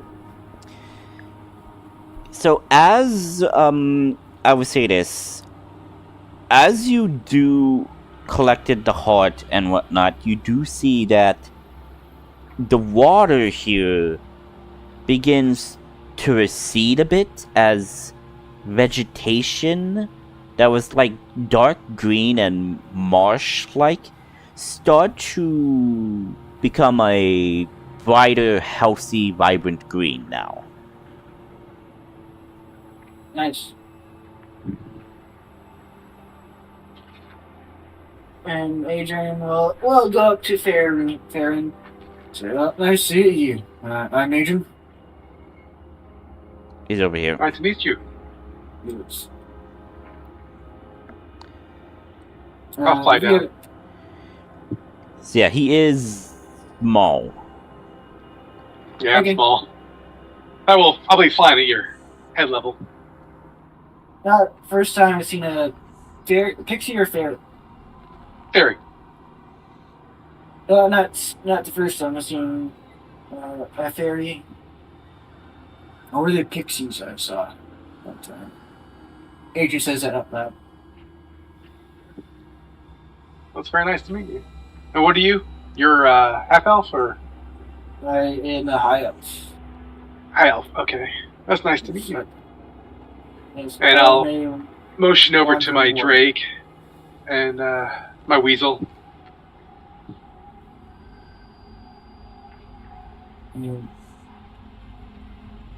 Oh, nice to meet you, Weasel. I used to have a horse just as loyal as you. But fortunately, he was confiscated from me. Oh no. Sorry to hear that. Yeah, it's all in the past then. Well, how did you get captured by that hag? It wasn't the hag. It was was it orcs, right? That had me. Nope. I don't know. I came to these lands in search of some knowledge, and I got here and I was captured, and your companions here freed me. I was trapped in some kind of I'm not sure what it was. I was unconscious, actually. Now I have this hag trapped in her soul trapped in this thing up here. He pulls out his like silver cage and You see a little blue moat, almost like a will-o-wisp. Is that safe? Can she get out? Nope, perfectly safe. Good. We can ask her 6 questions for once. Oh, very nice. Okay, what was she planning to do with me once everyone here was dead?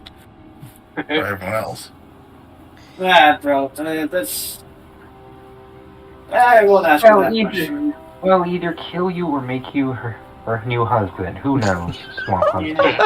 Yeah.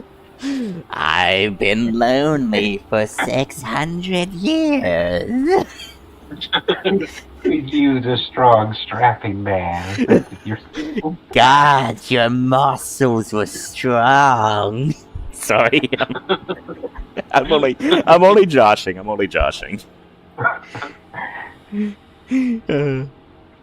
But you have it in your soul cage, Adrian. What do you wish to do? Do we have any questions we want to ask the hag? Maybe why she's in these lands, and we could ask her why she's in these lands and how she's corrupted by the Nazarite Christian. We'll start with those 2 questions. Okay. Please type in the Roll20 the questions you want to ask, and I will try to answer them. Okay. Well, I'm going to use my tireless ability and gain some temporary hit points. I'm just reading it.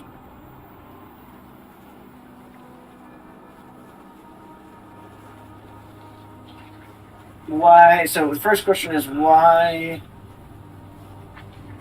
we're living.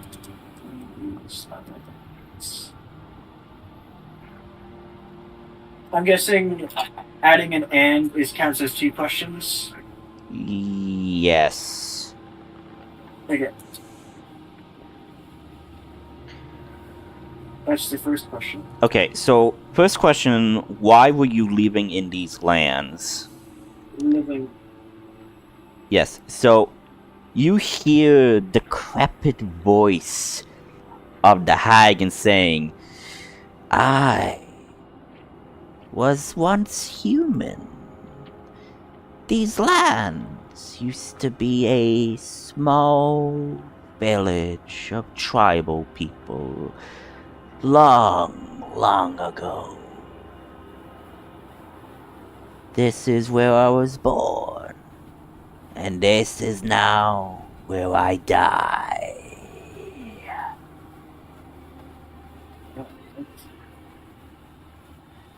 Okay. Next question. How were you?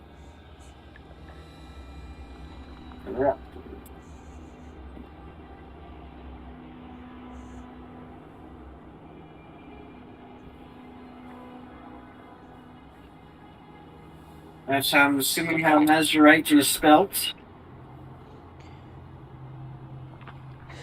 Is this what this crystalline thing was? I do not know.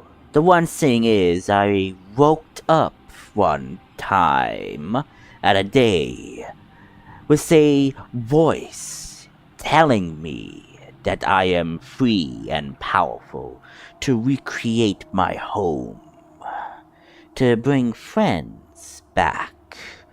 The voice was a female, sweet, but sinister.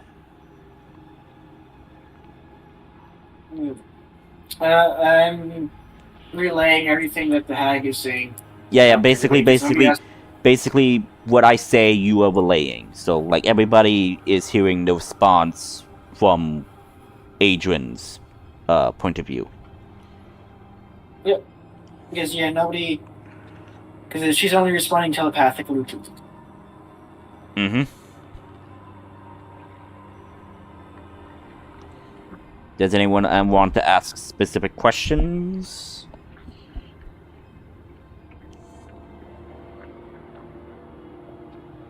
We should probably find out what she wanted the fairy's energy for.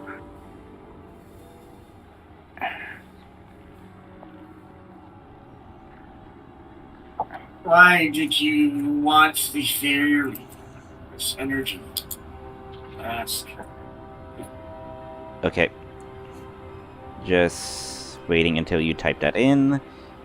It's just so I could keep a record of what was once said. The hag cackles and says, "The Fae is known of fairy life magic. If I wanted to bring back my loved ones in their fleshy glory, I needed pure energy of life. And what better than a fairy of the Vita court?" And, Farron, you just get a shiver up your spine as you're seeking your hearing the cackle of this hag.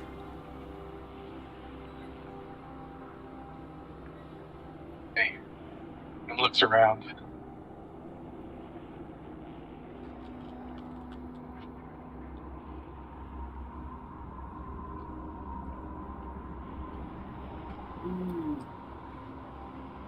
I don't know that to each, but okay.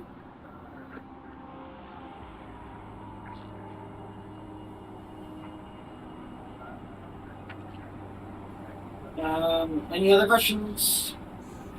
You have 6, you could ask 6 questions in total. You asked 3, and I do believe you could do other things with it. Yes. They're effectively like charges. Yeah, so you Do use one 6 after charges them. to ask questions. So I'm just... Or you I soul. can't. Nothing. I can't get anything useful from Eyes of the Dead because I don't know where she's been. No. They have- You could use the action to name a place the humanites saw in life, which creates an invisible sensor somewhere in that place if it's on the plane of existence you're currently on. The sensor remains for as long as you concentrate. You receive visual from the sensor if you were in its space using your senses. I mean, you don't need to know the exact location, I do believe. You could say, like, her home, but yeah, there wouldn't be much use for the Eyes of the Dead. No, yeah. That's for, like, infiltrating bases and things like that by describing things. Yep.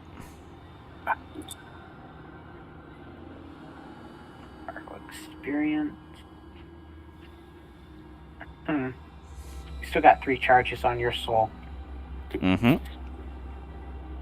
Yep. They don't have to be used right now, do they? Or do they? It lasts, these, soul cage lasts for a day, so you can do it at any time. Okay. No, it lasts for 8 hours. No,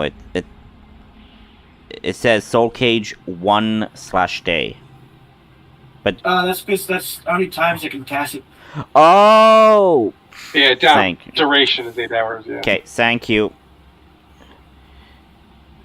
It's my, I chose Soul Cage as my, what do you call it?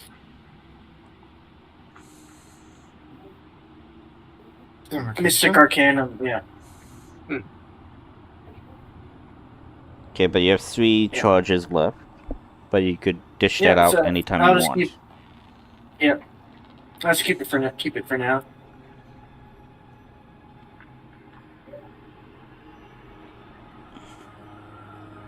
Okay. Well, I don't. Well, I don't know what we're doing, but Adrian knows what we're doing here. Probably what. Hmm? I don't remember what we're doing. Because I missed last session, remember? We were just following a scream that we heard. Yes, Yeah. because so you. No, yeah, because okay, so last session the weasel Nixie came up to the camp, and basically Ortiz did an animal handling check, and it basically lured you guys to where Farron was. You found Farron, and then you decided to explore more, to investigate, and that's when you heard the scream, ergo the hag, and now you're here.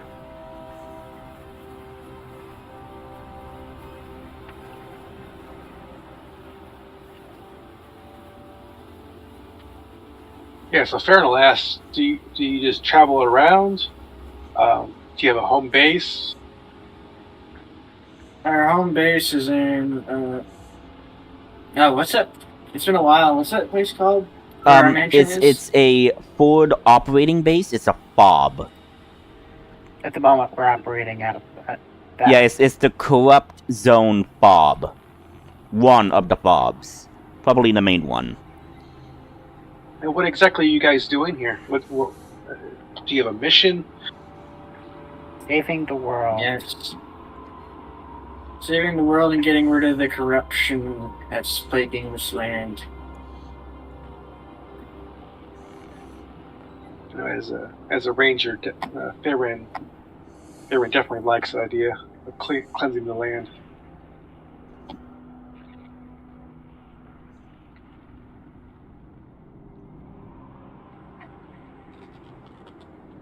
You're sort of ranger. Very I cool. believe if I've come across a few rangers on our travels. They never stay too long, though. We tend to travel, but I would love to travel with you guys if you are cleansing the land. I definitely want that. You know, we'll appreciate the help.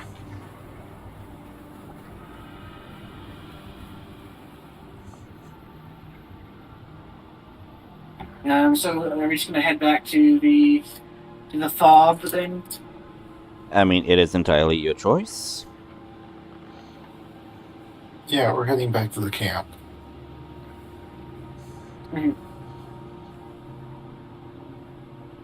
I can agree with that.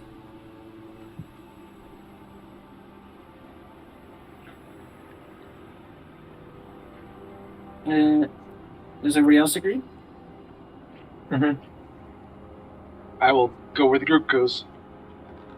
Since I'm new to these lands, I have nowhere else to go. Okay. Okay, I so guess we head back. who is leading the group trekking through the woods? You are actually deep in the corrupted zone, mind you. So you do have Kim, but she's never been in this area before.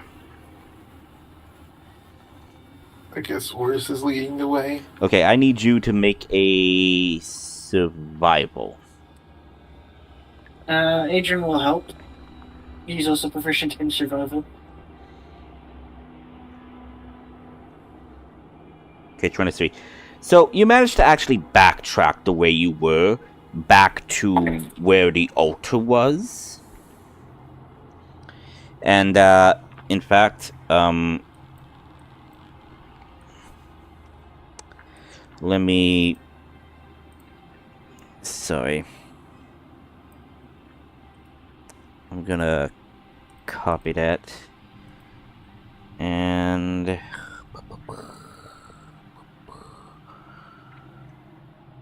Where is the thingamajig? I had it here a moment ago.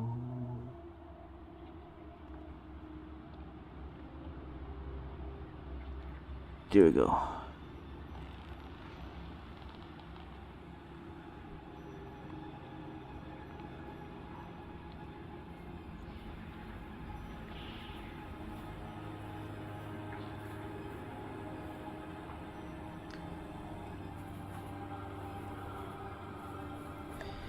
So, I'll just drag you guys up to where it is.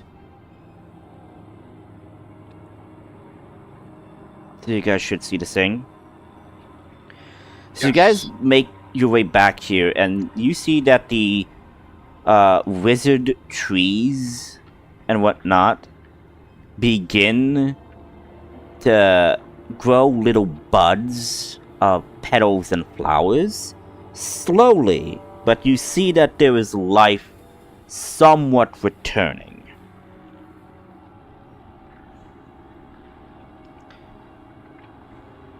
Nice. Hey,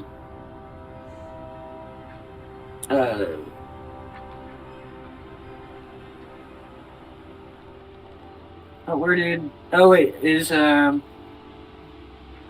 what's his name here? No, Fecht is out of town. So I think he Oh, did okay. mention that last session, or he didn't. So I'm gonna go with the thing that he did mention, and like I forgot. Okay, it's Yeah, because that I just sounds would ask Fact to like cast plant growth Oh, because he's a druid, right? No, yeah. What does plant growth do?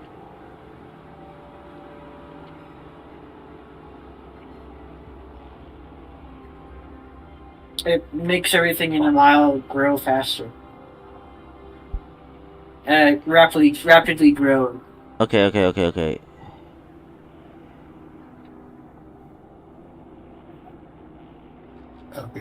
There's the spell. Okay. So using an action, all normal plants in 100-foot centered on that point become sick and overgrown. If he does this for 8 hours, he enriches the entire land. All plants in a half-mile radius on this point become enriched for 1 year.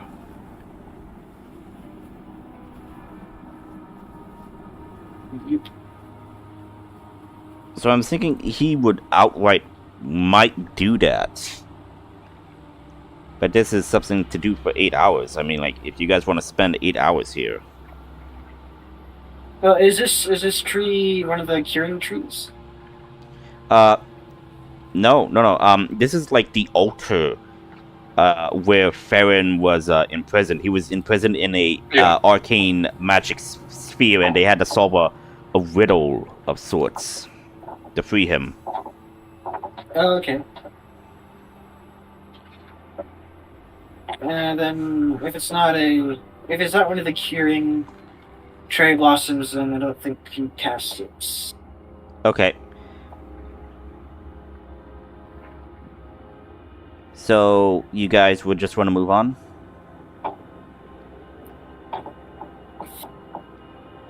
Have you thoroughly checked this area yet, or just? I don't think we did. No, I don't think so.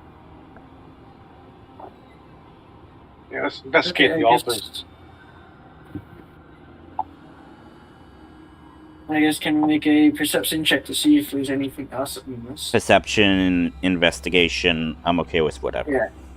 So, if everybody is doing this, you could totally do this. I think Fecht would just, like, be doing Fecht stuff, just staring at the trees. Mhm. Okay, so Adrian rolled a 21. Perception for Farron. Otis, Layla, Nail. Are you going to join in on this perception or investigation, or are you just going to let these two do it? 21 investigation, that's also good.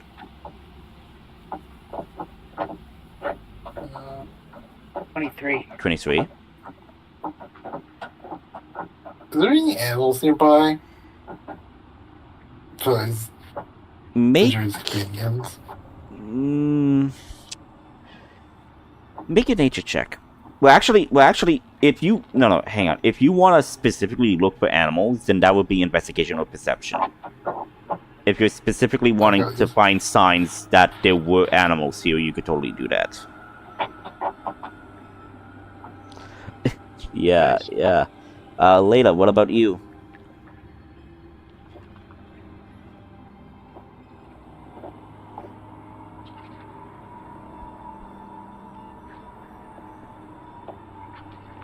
Oh, nice natural 20. Layla, are you there? If you're talking, understand that you are muted right now, Layla. Okay. Well, I'll just play this, and then like when Layla comes back. So starting off with Ortis. Ortis, you're looking for signs of animal activity here in this area, right? Yes. Okay. Is there a specific animal that you are wanting to basically investigate? Or like, are you wanting to look for mammals, reptiles, amphibians? Just any animal that could talk to. Could frequent in this area. Okay. You're looking around and you do see what appears to be tracks of sorts. Layla, so you could either roll a perception or investigation to inspect this area for any clues. And if you want something specific, just let me know. Because I'm planning to cast this. Okay.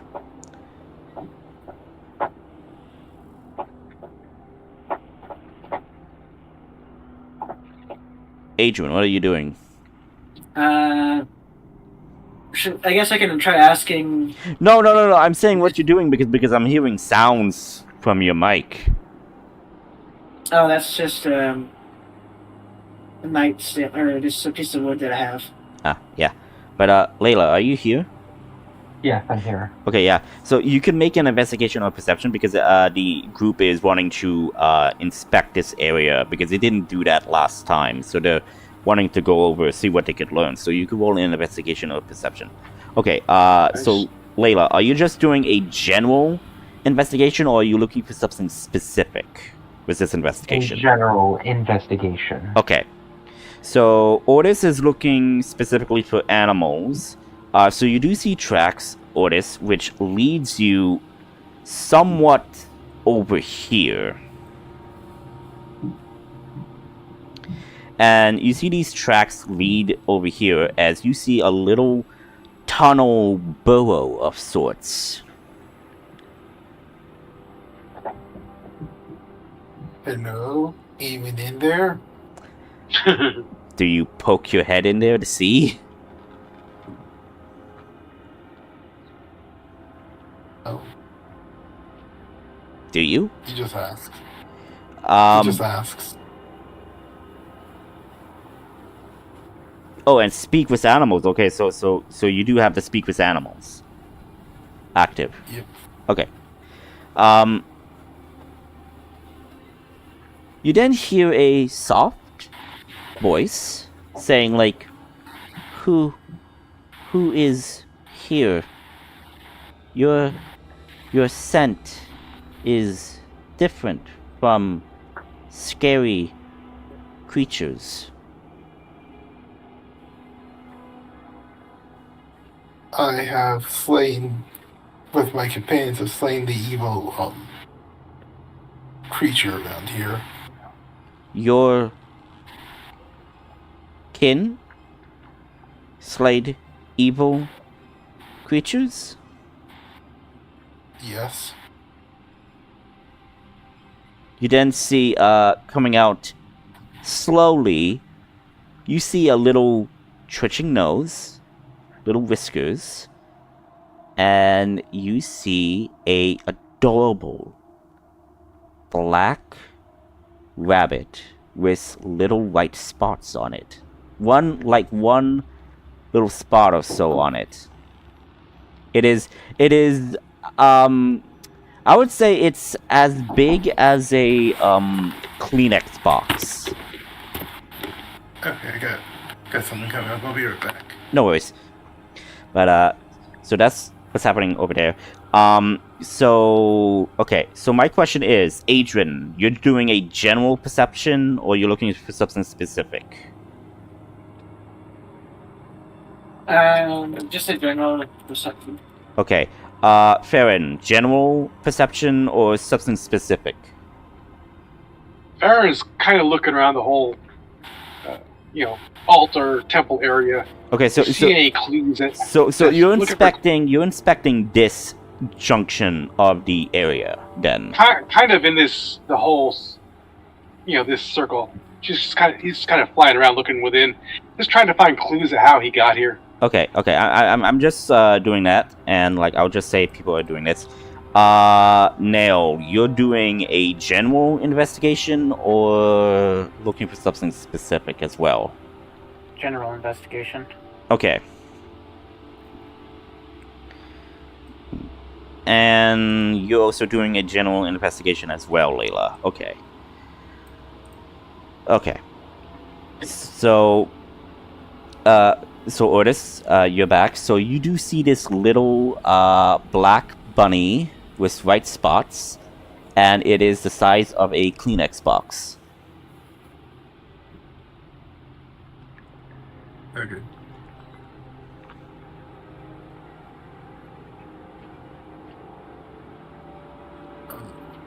Yes, I will defeat one who got corrupted this area. Have you seen anyone else with that one? Who else? What? Have you seen anyone else with the one who corrupted this area? Is there anyone else corrupted in this area? Is that what you're asking? Have you seen anyone else? What? Sorry, I can't remember. I am deaf in one ear. What?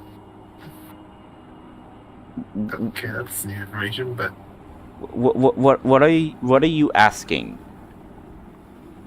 basically asking if I've seen anyone else here. Has Okay. he seen anyone else? Okay, thank you. Again, like I am deaf in one ear, and like I don't hear the low volume of tones of sound. So just letting you guys know. But so answers like no. My parents went out to scavenge for food, but never came back.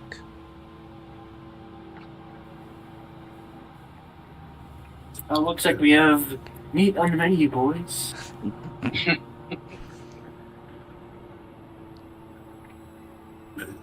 Oh, that's unfortunate. Do you want to come with me, or you're fine here? Okay. Roll persuasion.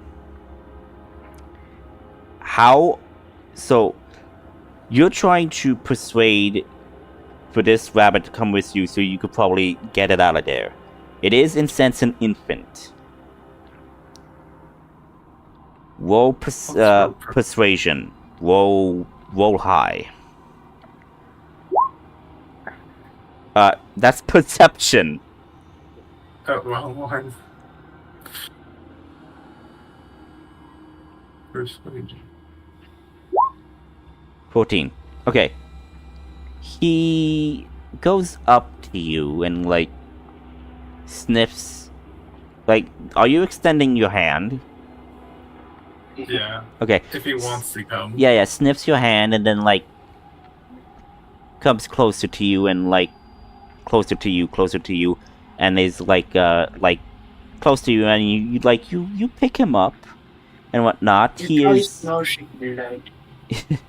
He's soft, he's fluffy, and you kind of see that he is shaking. He is scared right now.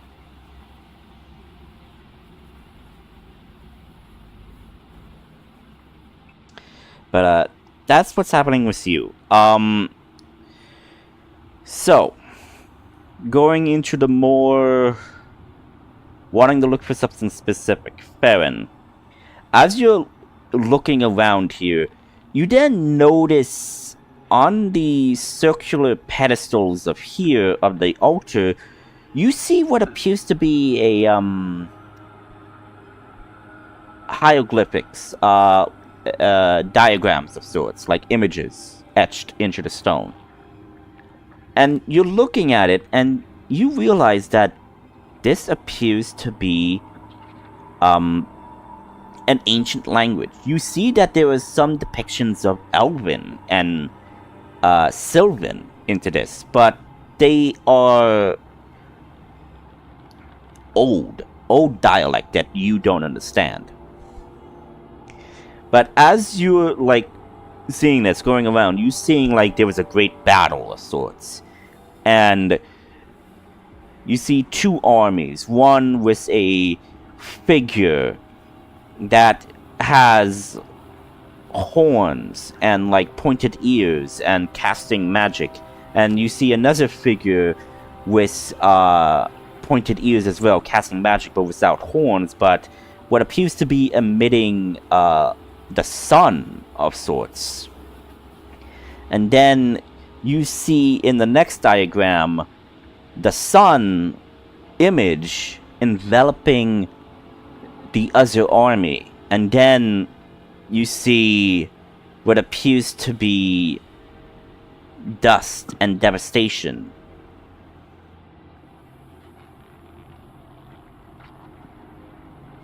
That's what you find on the altar. As for everybody else, book and ink pen and kind of copy the writing down. Okay, you want to try to copy the dialect. Okay, Yeah. roll intelligence to see if you could accurately write it down. Straight intelligence, 5. Okay, you do your best, but again, like, you don't know this dialect, but you try your best. Right. Okay. So going into the non-specific things, but general investigations and perceptions. So, Adrian, with your perception, you look and you see diagrams as well on these walls, and they are depicting what appears to be a figure. A figure that is showcasing a male that has what appears to be like a halo of sorts. And then you see another figure, female, depicting more of like a crown with horns. And then you see on the third panel, you see them holding hands together, and the female is holding what appears to be an infant, which has the halo and the horns. Okay, Nail, with your investigation, you're looking and you see what appears to be a strange necklace. You see it's in this stone, and as you look, you see it's old, very old, and you see a strange gem jewel inside of it. As you look at this, you feel your hands burning a bit. You drop it, and the burning, searing pain stops, but you then see that the glow from the gem ceases. You go and pick it up again, and it's not burning your hand anymore. In fact, the jewel is glowing a bright bluish green. Now, going to Layla. Layla, you're looking and you see an image of a female figure with horns and a halo. As you're looking at this, you see what appears to be a dialect. Sylvan, Elven, you're not entirely sure. But as you're looking closely, you see, for a brief moment, you see that the letters shift and change magically, like an illusion, giving way to something.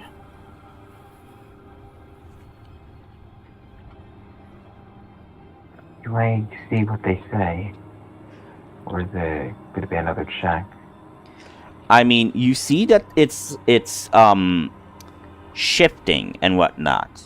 You can see what it says, and it says in your tongue, the Destroyer, the Reckoning, the Mother of Demons, and the Arbiter of Chaos descends.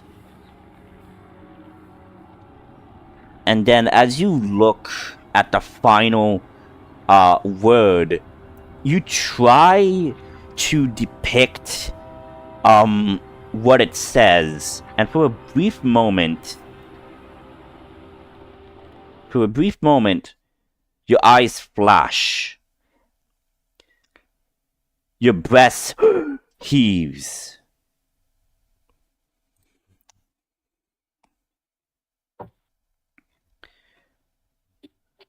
Give me a moment. How do I do this now? I want to do my library. I want to upload, and I want to do this. Give me a moment.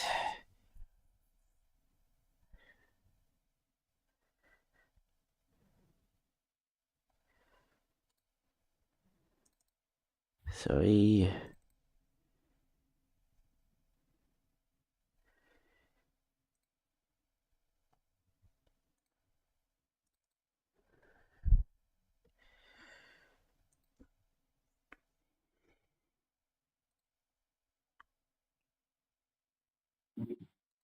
Okay.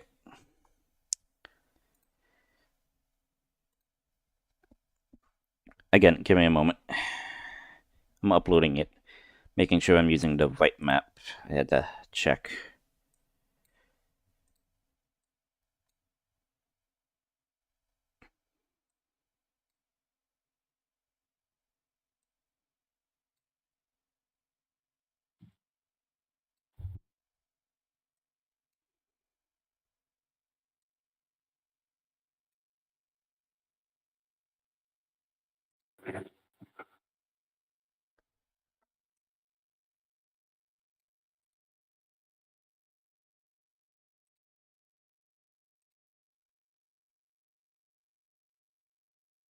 Okay. Ba, ba, ba, ba, ba, ba.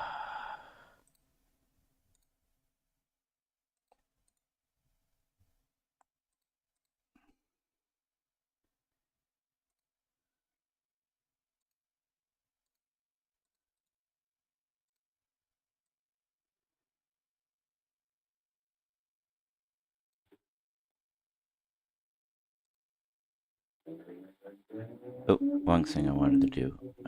Crap. Okay, does everybody see what's happening? Yeah. Yes. Okay, so you see the Yeah. map. Okay, good.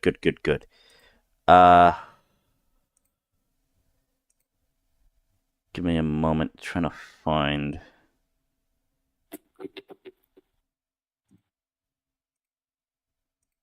Keep clicking on the wrong thing.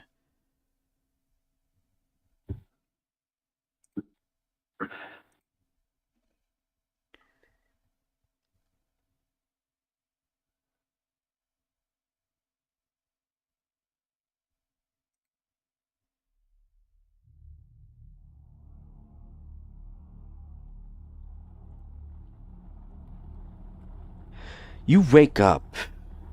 Open your eyes. You see a voidless, purplish, smoky cloud of sorts. You look up. You see stars. Millions of stars. You look down. You see yourself to be on some type of slab of stone of sorts. You look ahead. You see what appears to be an arcane circle. You see you see 3 circles and 1 circle in the middle, and you see a figure there. What does it look like? It looks humanoid. It looks female.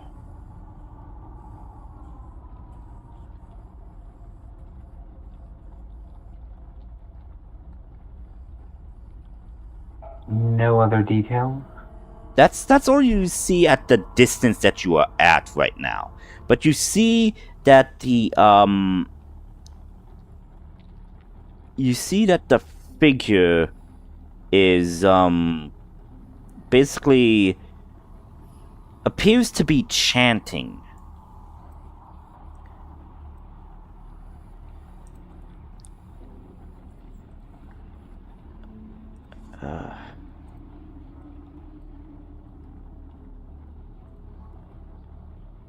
Is it? Damn it! How do I offset the these images? I'll figure that out. But yeah. But yeah, you do see them chanting. They are facing away from you, but they are chanting. And they are chanting in a dialect that you actually understand.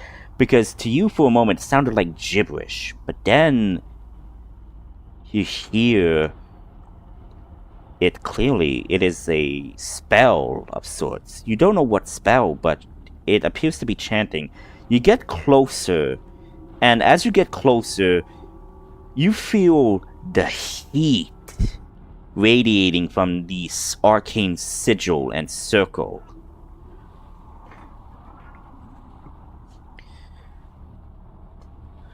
Can I roll Arcana to see if I can figure out what it is? You may. What's a spell? 9. You try to do it. You can't figure it out, but as you are looking at this, you see that this spell, it's similar to something. You can't put your finger on it, but the runes look similar.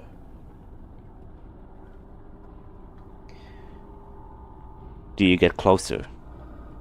Yeah. Okay, you step closer over the line. You feel a sharp tinge as you step over. You feel your arm, your whole body begin to burn a bit. You look, and then you see runes. Runes that are similar to the sigils on the spell circle. And they are glowing, lighting up.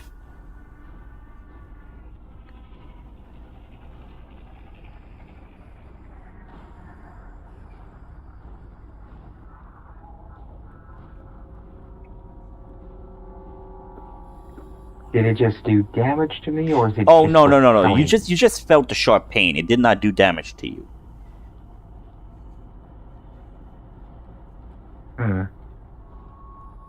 I try yelling to the figure here. You yell. Hello? No response. Continuing doing the chant. However, you do notice something very peculiar. You see sigils in the middle of these circles. And you see the name for something. I'll come up with it later on, but you recognize one of those names. It appears to be one of the 2 moons of Forlumen.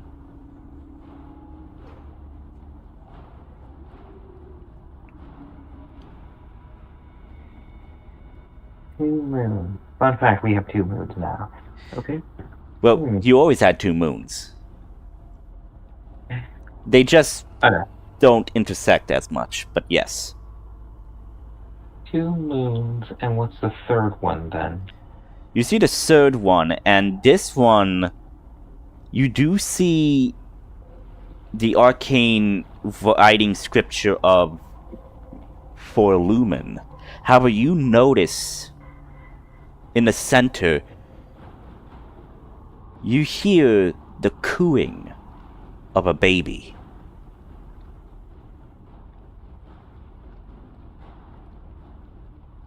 Crying? Cooing, like babbling of a baby. Oh.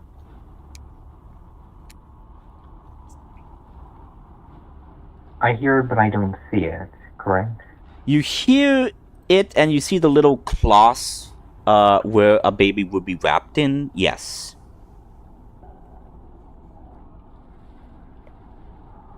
Call out to the figure again. What is this? Why do you have a baby? Again, no response. It's almost as she is not hearing you, or you can't be heard. Try making my way in. Okay, you make your way in. Again, you feel the same pain tingling as the runes on your body become visible again. Step back. Runes Look are at the gone. runes. And when I say runes, I mean like the sigils, the symbols. Runes, yeah. Yeah. Not wound as in like injury, but runes.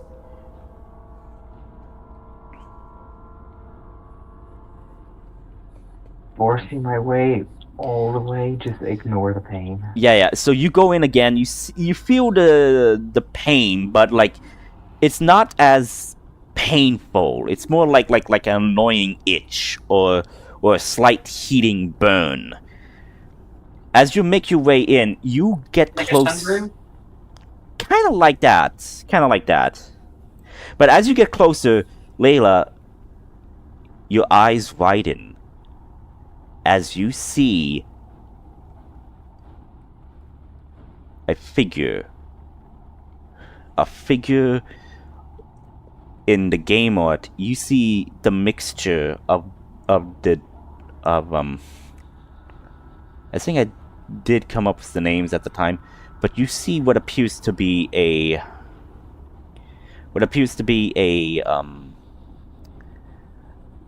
Ancient civilization? yeah, the ancient Whatever. civilization, and it's the combination of the two images. Like one was like of darkness, the other was of light and whatnot. You see that this individual has both features, and she is chanting. As you see that this individual has similar characteristics to you.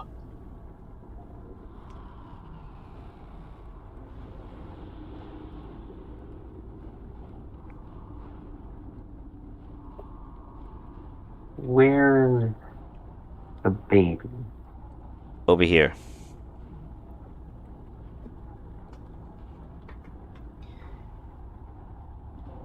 I go to see it. You peer down. Do you kneel down to get closer, or are you just standing over it looking at it? Kneel down. Okay, you kneel down. You get closer. So I want to ask this. Layla, you only know that you were created from a vial. That was what you were told. That was what you were known. But as you look, you see this figure, this infant. Your eyes widen. Realization. This infant is younger, but this is you.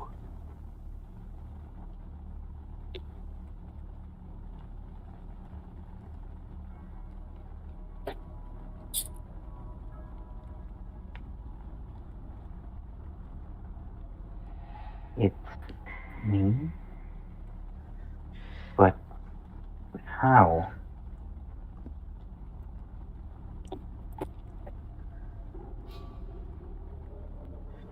You then hear a sundering of arcane trying to find the thing that I want.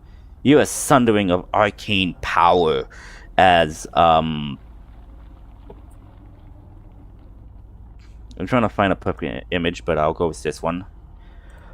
Radiating as a thunderbolt crashes here.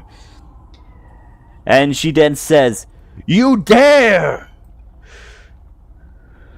And then the woman stops chanting for a moment, turns, and as you turn to look, you see that this female figure wearing an armor, okay, has similar characteristics to you. But her skin is a bit more darker, with the light and dark ether energy flowing through her. Her hair pitch black with a few strands of white. And she says, "You dare, daughter, you dare. You would dare to protect those who have hurt me, even attempted to hurt you. You dare." And says, "I do dare, mother. I will not let you use my daughter as a stepping stone to destroy other worlds. This will end." "You don't think I will not chase after her? She is of my blood. Wherever you send her, I will find her. I am not sending her somewhere. I am sending her when." "What? You heard me, mother. So it is true. You are in league with that cosmic dragon of life and order. He would bear and tend with space and time to send forth my granddaughter through time?" I must say, this is quite hilarious. "I know, but at least it will buy me time to keep her out of your clutches." "Well then," draws her weapon with cosmic dark energy, "I guess I should raise her as my own then." "You wouldn't." "Oh, trust me, my darling.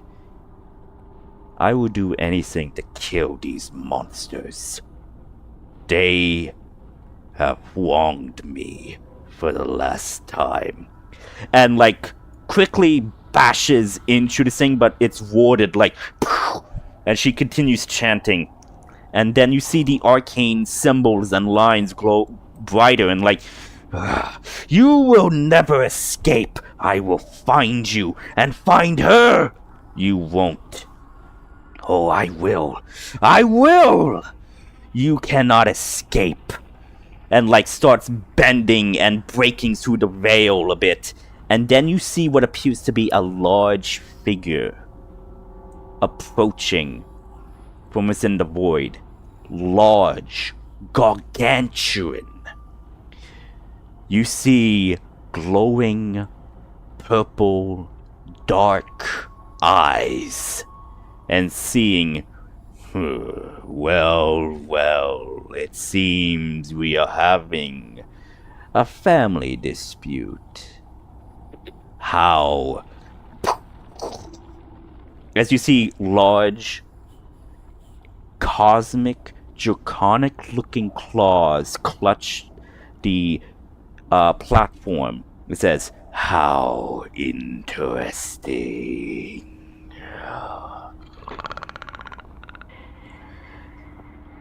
Is this thing more serpentine-like than dragon, or is it more It like is. the cosmic?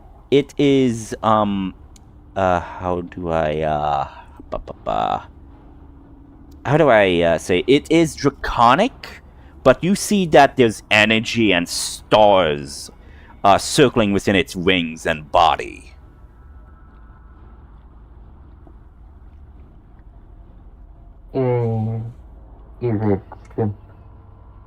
Is it the cosmic dragon we saw once, or is it something else? You see that it is very similar, but this one is dark purplish red and black. Basically matching the purple landscape of energy. And then you hear a voice, "You will not, brother." And you see that cosmic dragon you all met before.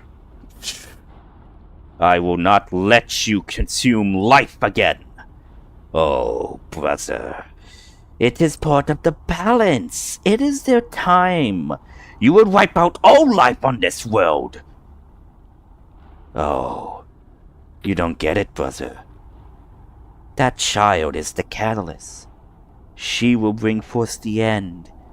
All I'm simply going to do is just control the culling. At least it's going to be blood and carnage, but it will be necessary." As the first layer to the spell breaks, continues chanting. You then hear the baby crying. You are crying. And then, blade in hand, as the spell begins to activate. "I won't let you stop me!" And then stabs the figure. Stabs the figure. And too late. How this spell works, brother? Something you didn't even anticipate. It requires a blood sacrifice. Oh. Goodbye, mother. And then disappears. Baby disappears. And then an explosion blacks out everything. And you see a scarred visage of this female. And "You will not escape me! I do not care how long I will remain exiled from that world. I do not care how many centuries it will take. I will have Layla!" And as that happens, shit, where's this thing? Oh, there we go.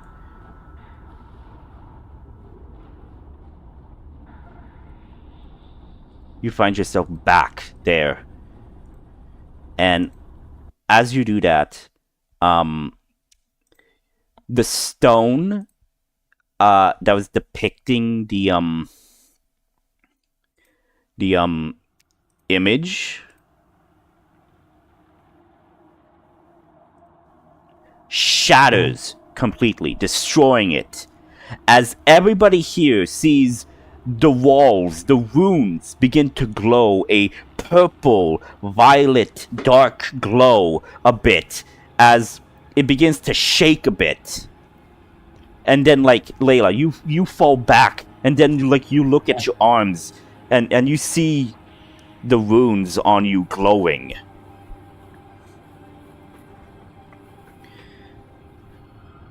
But everybody hears the breaking and shattering of stone where Layla is. What have I done? Where she is at, he places the bunny back in near its burrow. Okay. And this is something's going on. This begins moving. You see the runes glowing. Everything is glowing this same purple, violet, dark color. And as you get in perception range, you see on Layla's skin, especially her face, in certain symmetry, you see arcane runes glowing that same purple, violet, dark hue. But you see her body shifting just like those changeling-looking creatures you encountered in the cloning facility. However, you see she is a mixture of both dark and light, void,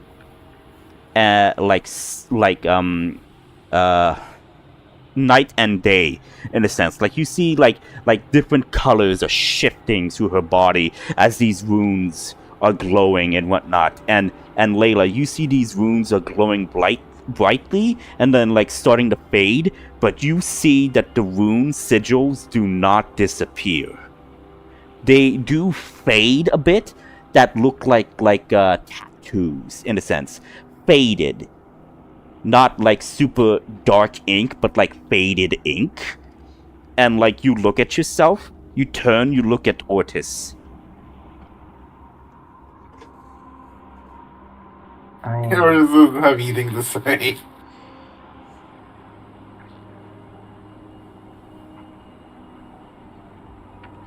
So actually, everybody hears like the shattering of stone. What is everybody doing? Otis is going where he heard the shattering. You all see the like the ruins start to glow and like somewhat come alive.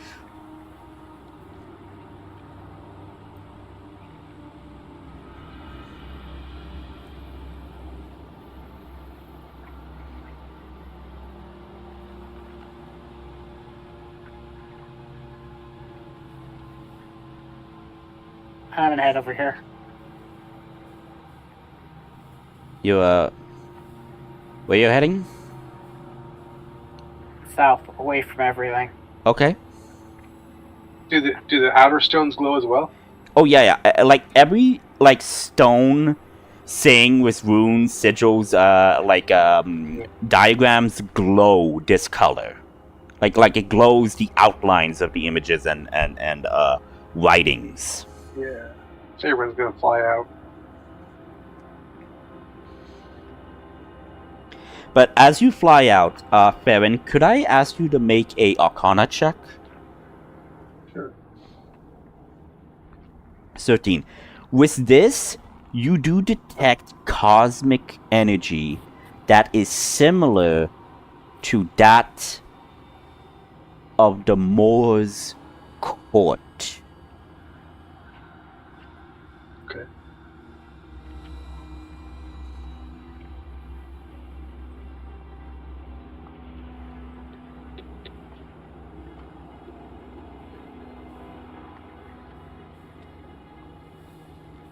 Adrian? Sorry, I was muted. Sorry, what was that again? Okay. The entire ruins began to glow. They began to Yeah, I glow. heard that part. Yeah. So basically, I'm asking. You hear the shattering of stone, and you see Nail is running away. You see Farron leaving. You see Otis ran up there, pause, and like unsure what to say as his eyes are fixated on what he's seeing. Are you going to go join Nail and Farron, or are you going... Okay, so as you get to Otis, you see Layla. You see what appears to be, briefly, the same color glow that was on the ruins, on her, on these symbols and runes that are now on her skin, as they begin to fade in like tattoos that faded over. Not like super dark ink, but like light ink. But you see her skin is radiating the same skin as those clones that you encountered, that are giving off light and dark lights on her skin. Briefly. You see her eyes also shifted briefly as well, from that of like a mixture of violet purple, golden yellow, and then back to her original irises. What just happened? I don't know anymore. I just see her fainting. Or just grabs her. She is Like, runs and grabs her. unconscious.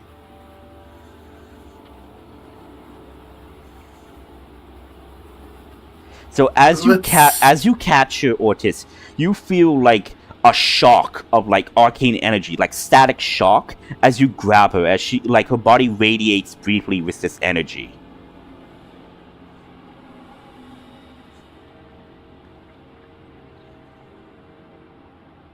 Okay, I wasn't picturing that, but it's like, okay, let's go back to the camp.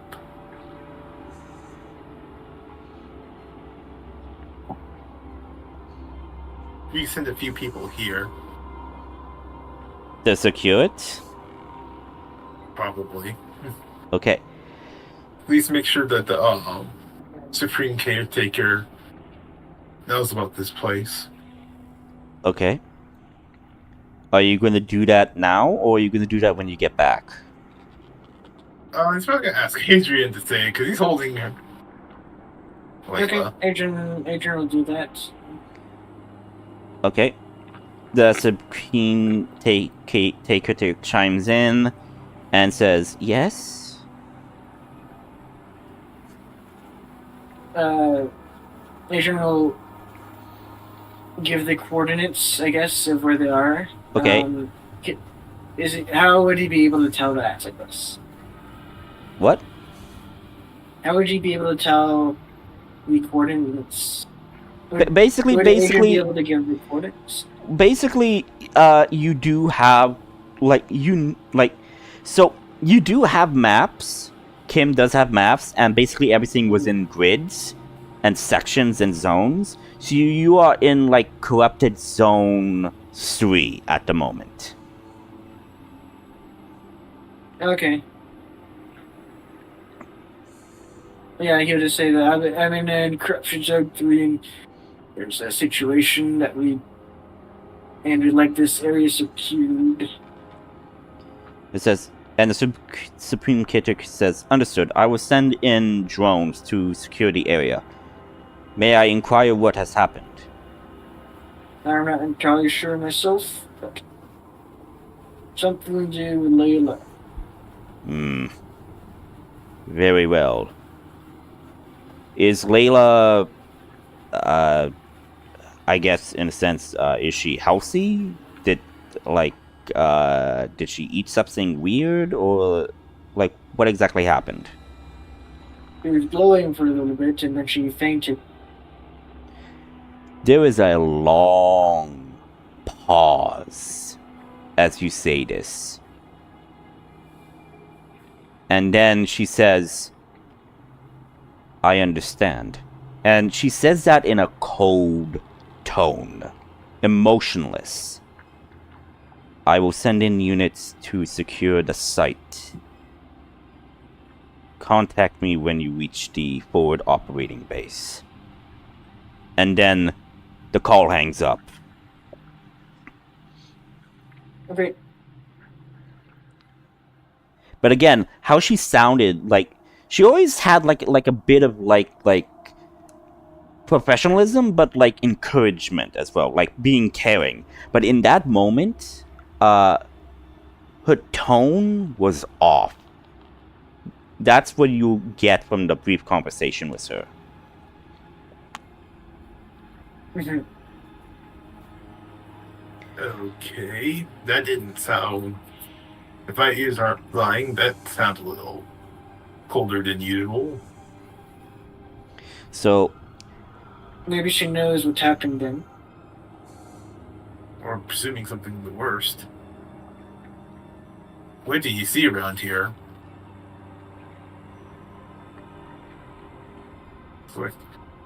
Or is this looking around? Is this ruin was used to contain a fairy. It had some kind of strange energy. Well, maybe I can ask the hag. Go ahead.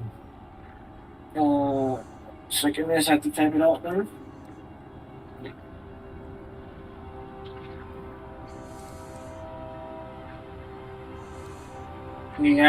He burns a point and asks what this area is.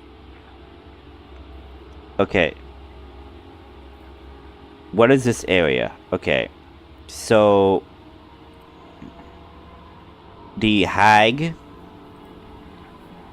speaks and says, I do not know this area, but I do know that it once appears to be a hub for magical transportation.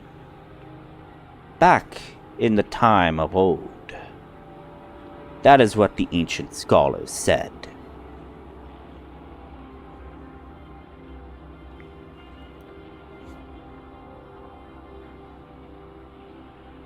So that's 4 questions. Should I burn another one to ask?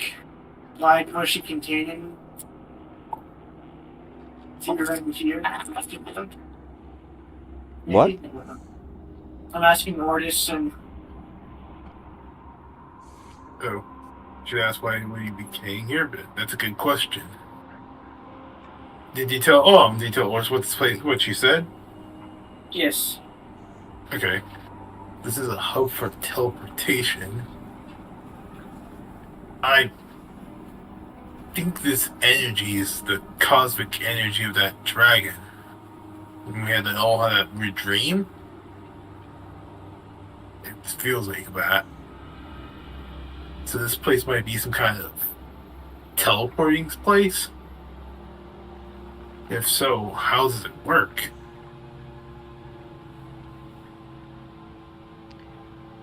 Why were you containing the fairy here? So this is so this is your 5th one.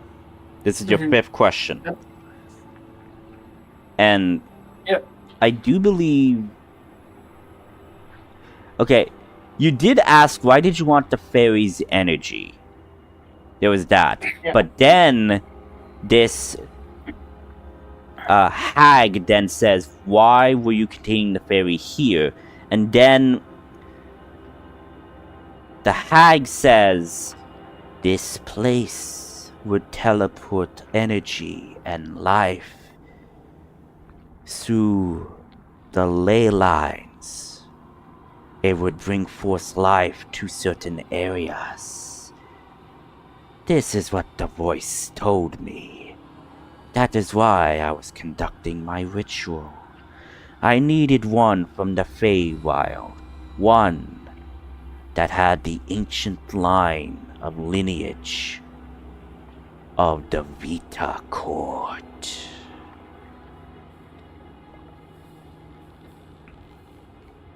Okay, he relays that. Or just as well.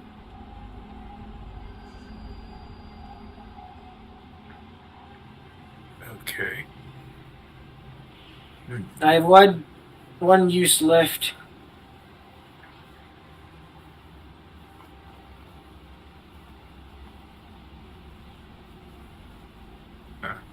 Did she have actually? Does she have? If she said was a normal human, then who taught her how to have magic? She's magically built. You know that.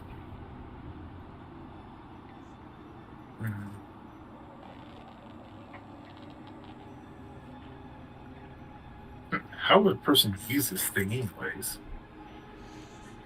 Yeah, so that was another thing. Like, we can ask her. We can either ask the hag, how do we use this teleporter, or what? What was that word that you said? DM. What was this place?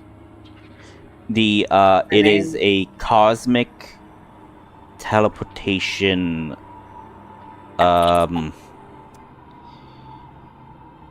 Hub. Basically, it's like what's a good? Okay, you know in Star Trek when they are like energizing. This basically is like a teleportation. Basically, you would choose a location and it would teleport you to that other teleportation hub. So it's basically energizing you to another location that is linked to this hub. But this one,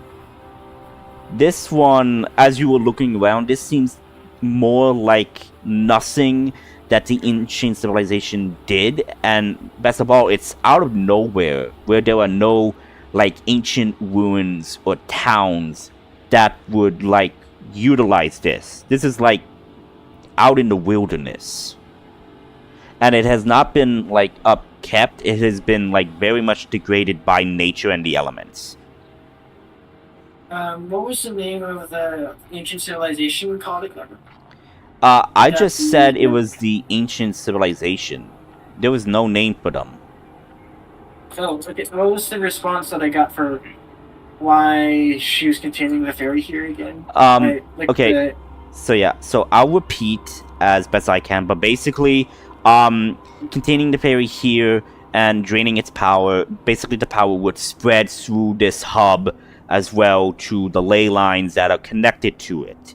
Basically, needing someone from the Feywild with the lineage of the Vita court. Vita Court, that's what it is. Vita. Vita. Vita. So, Adrian, so we can either ask her who this Beta Court is, or how this teleporter works.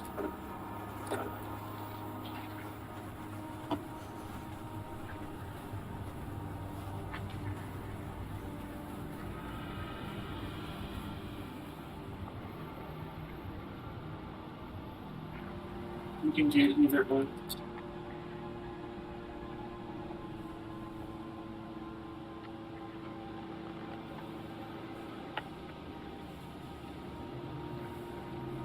What do you guys think?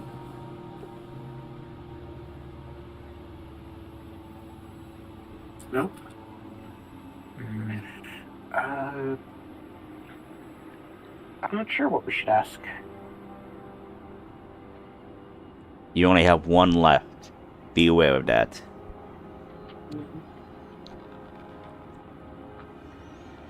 How long would you be able to use this thing to get around?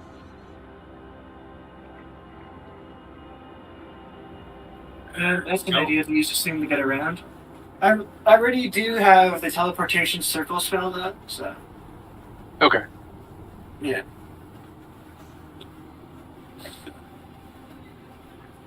Yeah, or this places Layla down and just puts his hand onto the thing. And try seeing if he can push his echo through it. See what happens. Okay. You were wanting... Okay, so context for this. Oh shit, did I not copy your echo? Yeah, I did not copy your echo. Hang on.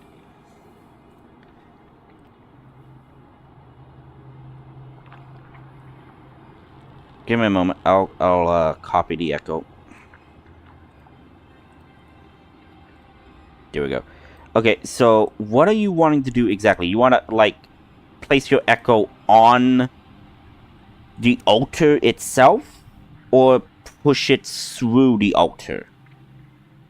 Through the altar, like using its energies through the altar. Okay, so basically you want to try to... what's the word? It's designate and focus and transfer the energy of the spell from the echo into this thing to see if you could, like, get a reaction from this, yes? Yeah. Okay. Roll for me an Arcana.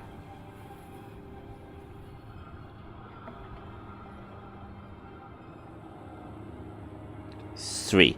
Okay. As you're doing this, you try doing it. Nothing happens. You keep doing it. You keep doing it. And then, like, there's a strange smell. Both Otis and Adrian smell it, and it's a horrid smell. And Otis, you actually realize that you actually strained yourself so much that you actually whipped wind.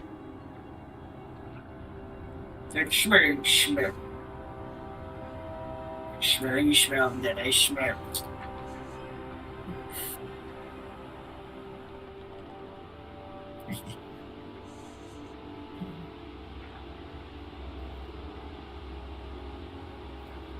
I don't say anything about it.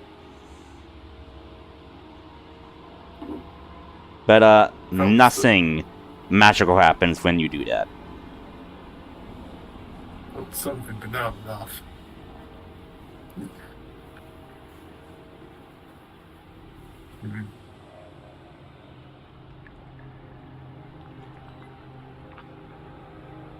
I could try again, but I think we should just head back to the campsite and please make sure Layla's safe.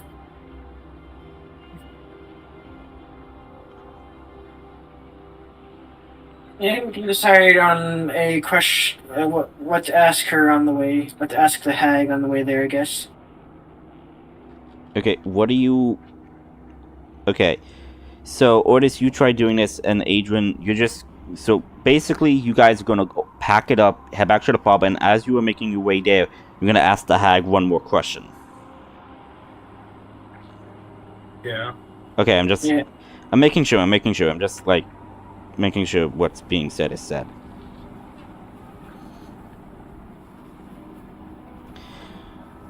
So yeah, type what you want to ask. What should we ask? Should we ask what the beta court is, or how to work the teleport? Well, actually, we could probably figure out how to work the teleporter with trial and error.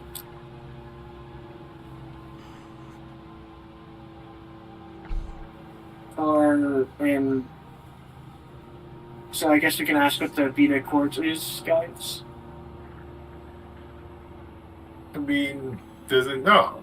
Or, Go ahead and ask about the beta court. Well, actually, you have no say, Layla.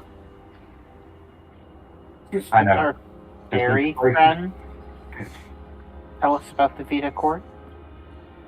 They seem to have implied heavily that they're a part of it. Okay, so Farron is over there and whatnot with Snail and whatnot. Okay, I'll go over. Okay, so Ortis, you pick up Layla and bringing them over there. So yeah. Also, Ortis, what are you gonna do about your bunny friend?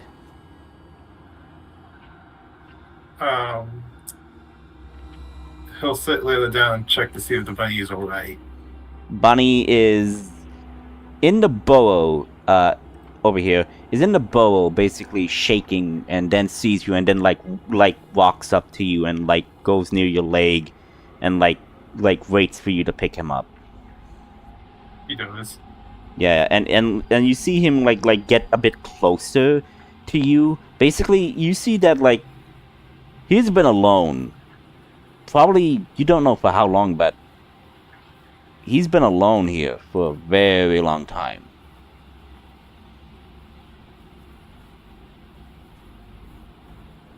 I guess he puts him on his shoulder. Okay. And you make it your way back. Okay. Yeah.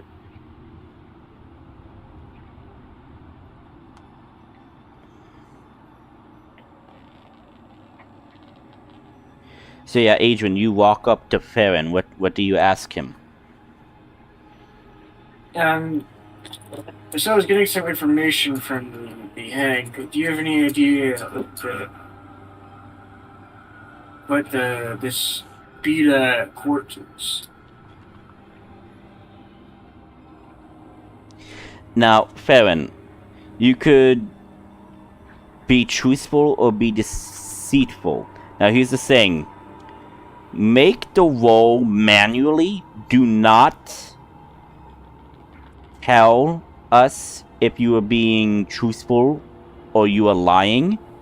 But DM me in Discord if you are being truthful or not. Would you like to know about beta He court? could roll to GM. Yeah. What would you like to know?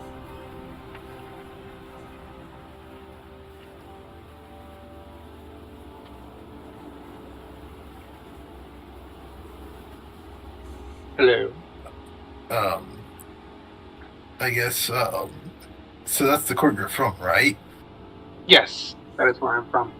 The Feywild was part of the beta court. And she wanted your energies because you're from that court. Like, I won't push it, because I have my own clans and I have their own secrets.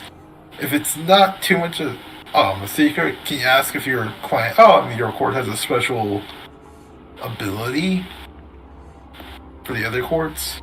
If it doesn't, break any secrets.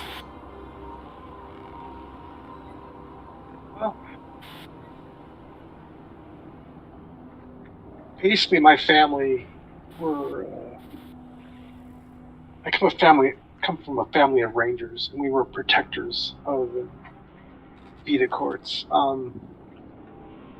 There were several courts, and we were more of the, the good court, shall I say? There are some that are more deceitful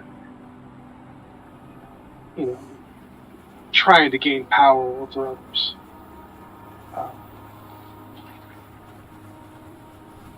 But everything in the Feywild is magical. So we do have, we're all endued with some kind of Fey magic. But what's the difference between you and the others if it doesn't cross any informational security would be determined? I'm not asking for details, just a broad sword swing. Yeah, basically the difference is basics of good and evil. We're more of a healing type of Fey, as opposed to more destructive from other courts. So we do draw on different energies, which is why we were, mostly, my family went towards rangers to help protect and heal the lands.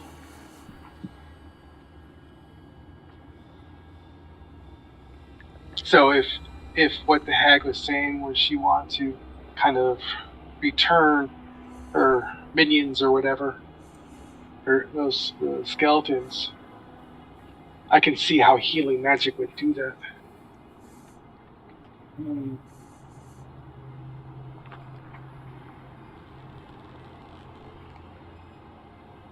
Well,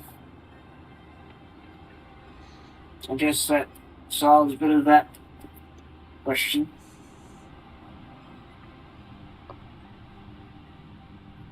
I guess we can try to learn more about this, how to work these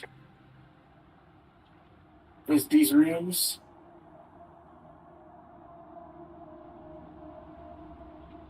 But as I was looking at the runes there, I did recognize they were, Sylvan and Elvish, but dialect, which I could not understand. Even though I speak both those languages, they were much older. And, I recognized them, but I couldn't read them. Adrian's a little older than Adrian is how old is he? But actually, put that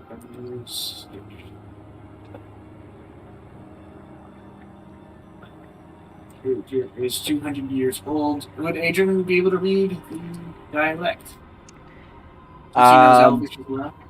Okay, so there are some writings here and writings there and whatnot. If you want to try, you would need to roll an intelligence, but you will need to get like a 20 and above to try to discern at least what it says in those panels. Okay. Well, history is one thing, but this is a language you have never encountered before. There was no literature about this. There was no information about this. So basically, you're using your knowledge of like Elven and like whatever Sylvan you might know to try to translate it as best as you can. So it's an intelligence roll to see if you could figure it out. Let's see. 16. Okay, you look at it. To you, it is gibberish. But the only thing you get from at least all three of these panels is this light, this dark, and then this is unity, and love. That's the only thing you get from those panels that you decide to read. Okay. So this one said light, this one said dark, this one said unity and love.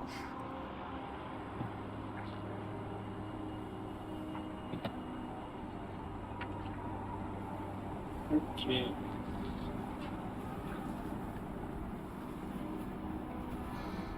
Oh, he really is This a worst? party. Okay, those are it. Yeah. Could that the unity part relate to Layla? Yeah, hard to say. I don't know. So yeah, Farron, Nail, you actually get a good look at Layla. You do see that there are now like tattooed rune arcane sigils on some of her skin. Like it's not like completely covering, like maybe there's like two rune, like a rune on each of her cheeks and like one rune on her forehead, and then the rest is kind of like tattoos of somewhat on her arms and whatnot.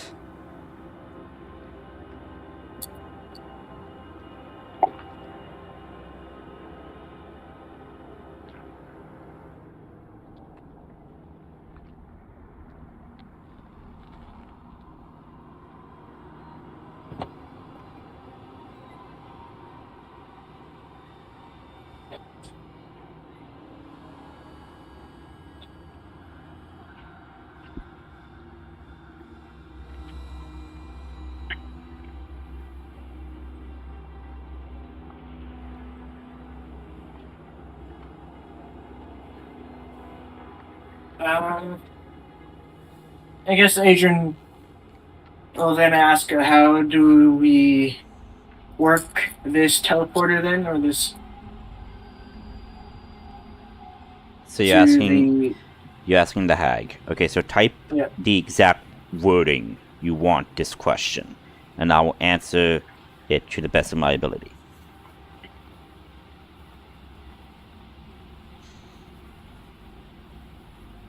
How do we control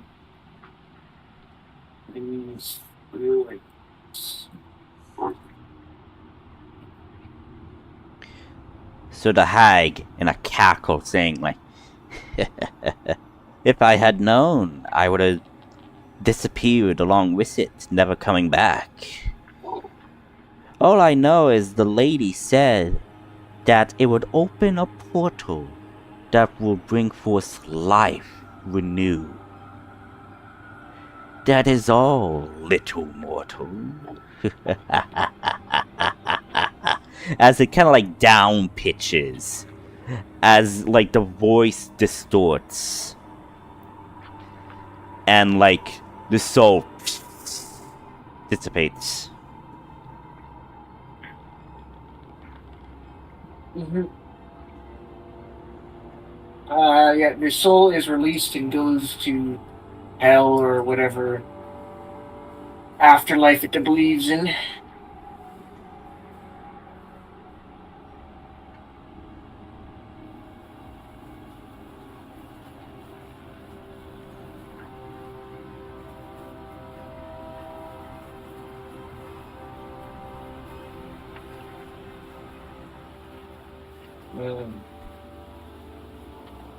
Do you think that this is a good spot to end it? I'm kind of pretty tired. So yeah, we could say that you trek on through back to the fob with unconscious Layla. Unconscious Layla. Yeah. And you come back, and they're all there. They see you carrying Layla, who is unconscious. There's also a bunny. And also the weasel, a flying drake, and a flying fairy. And they have never seen a fairy before.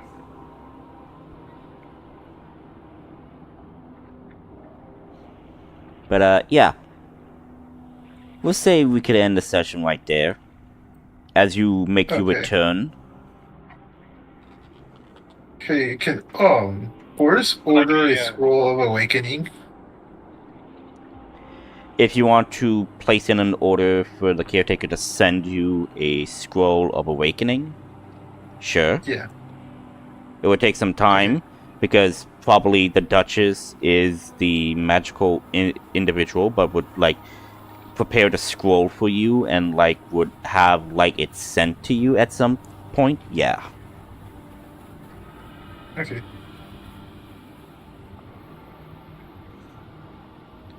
Anything else? No. No, that's good. Okay. Everybody enjoyed the session, I believe. Yes. Yeah, so thanks for hosting. How did you enjoy it, Layla? Hi. We're good. I'm glad. I am filling in some gaps for your story. I am taking still in inspiration from your story, but I am putting a little twist on some of the things. That's fine. I gave you permission to change it however you see. But yeah. She's So- just left with more questions than answers. Oh yes, you. yes. I actually can't wait for you guys to leave the starting island and head like to either of the main continents, because there's a lot of stuff to unpack. So I'm actually surprised that you guys just decided to stay on the starting island and like did not choose to leave, because all of this could have taken a different turn. So I thank you. We were kind of. Yeah, You just told us that. We You told us that. clean up this last bit, then we can leave. Yeah. Yeah. I gotta go to the bathroom and I gotta take my dog out, so. Yep. Bye. Yep. Yeah, So that's it. I'll catch you all Guys. later. I'll see you guys next session. Really do hope you enjoyed it. Yes, I did. Thank you. All right. Yep. Catch you Alright, guys bye, later. guys. Bye. Okay. Bye, everyone.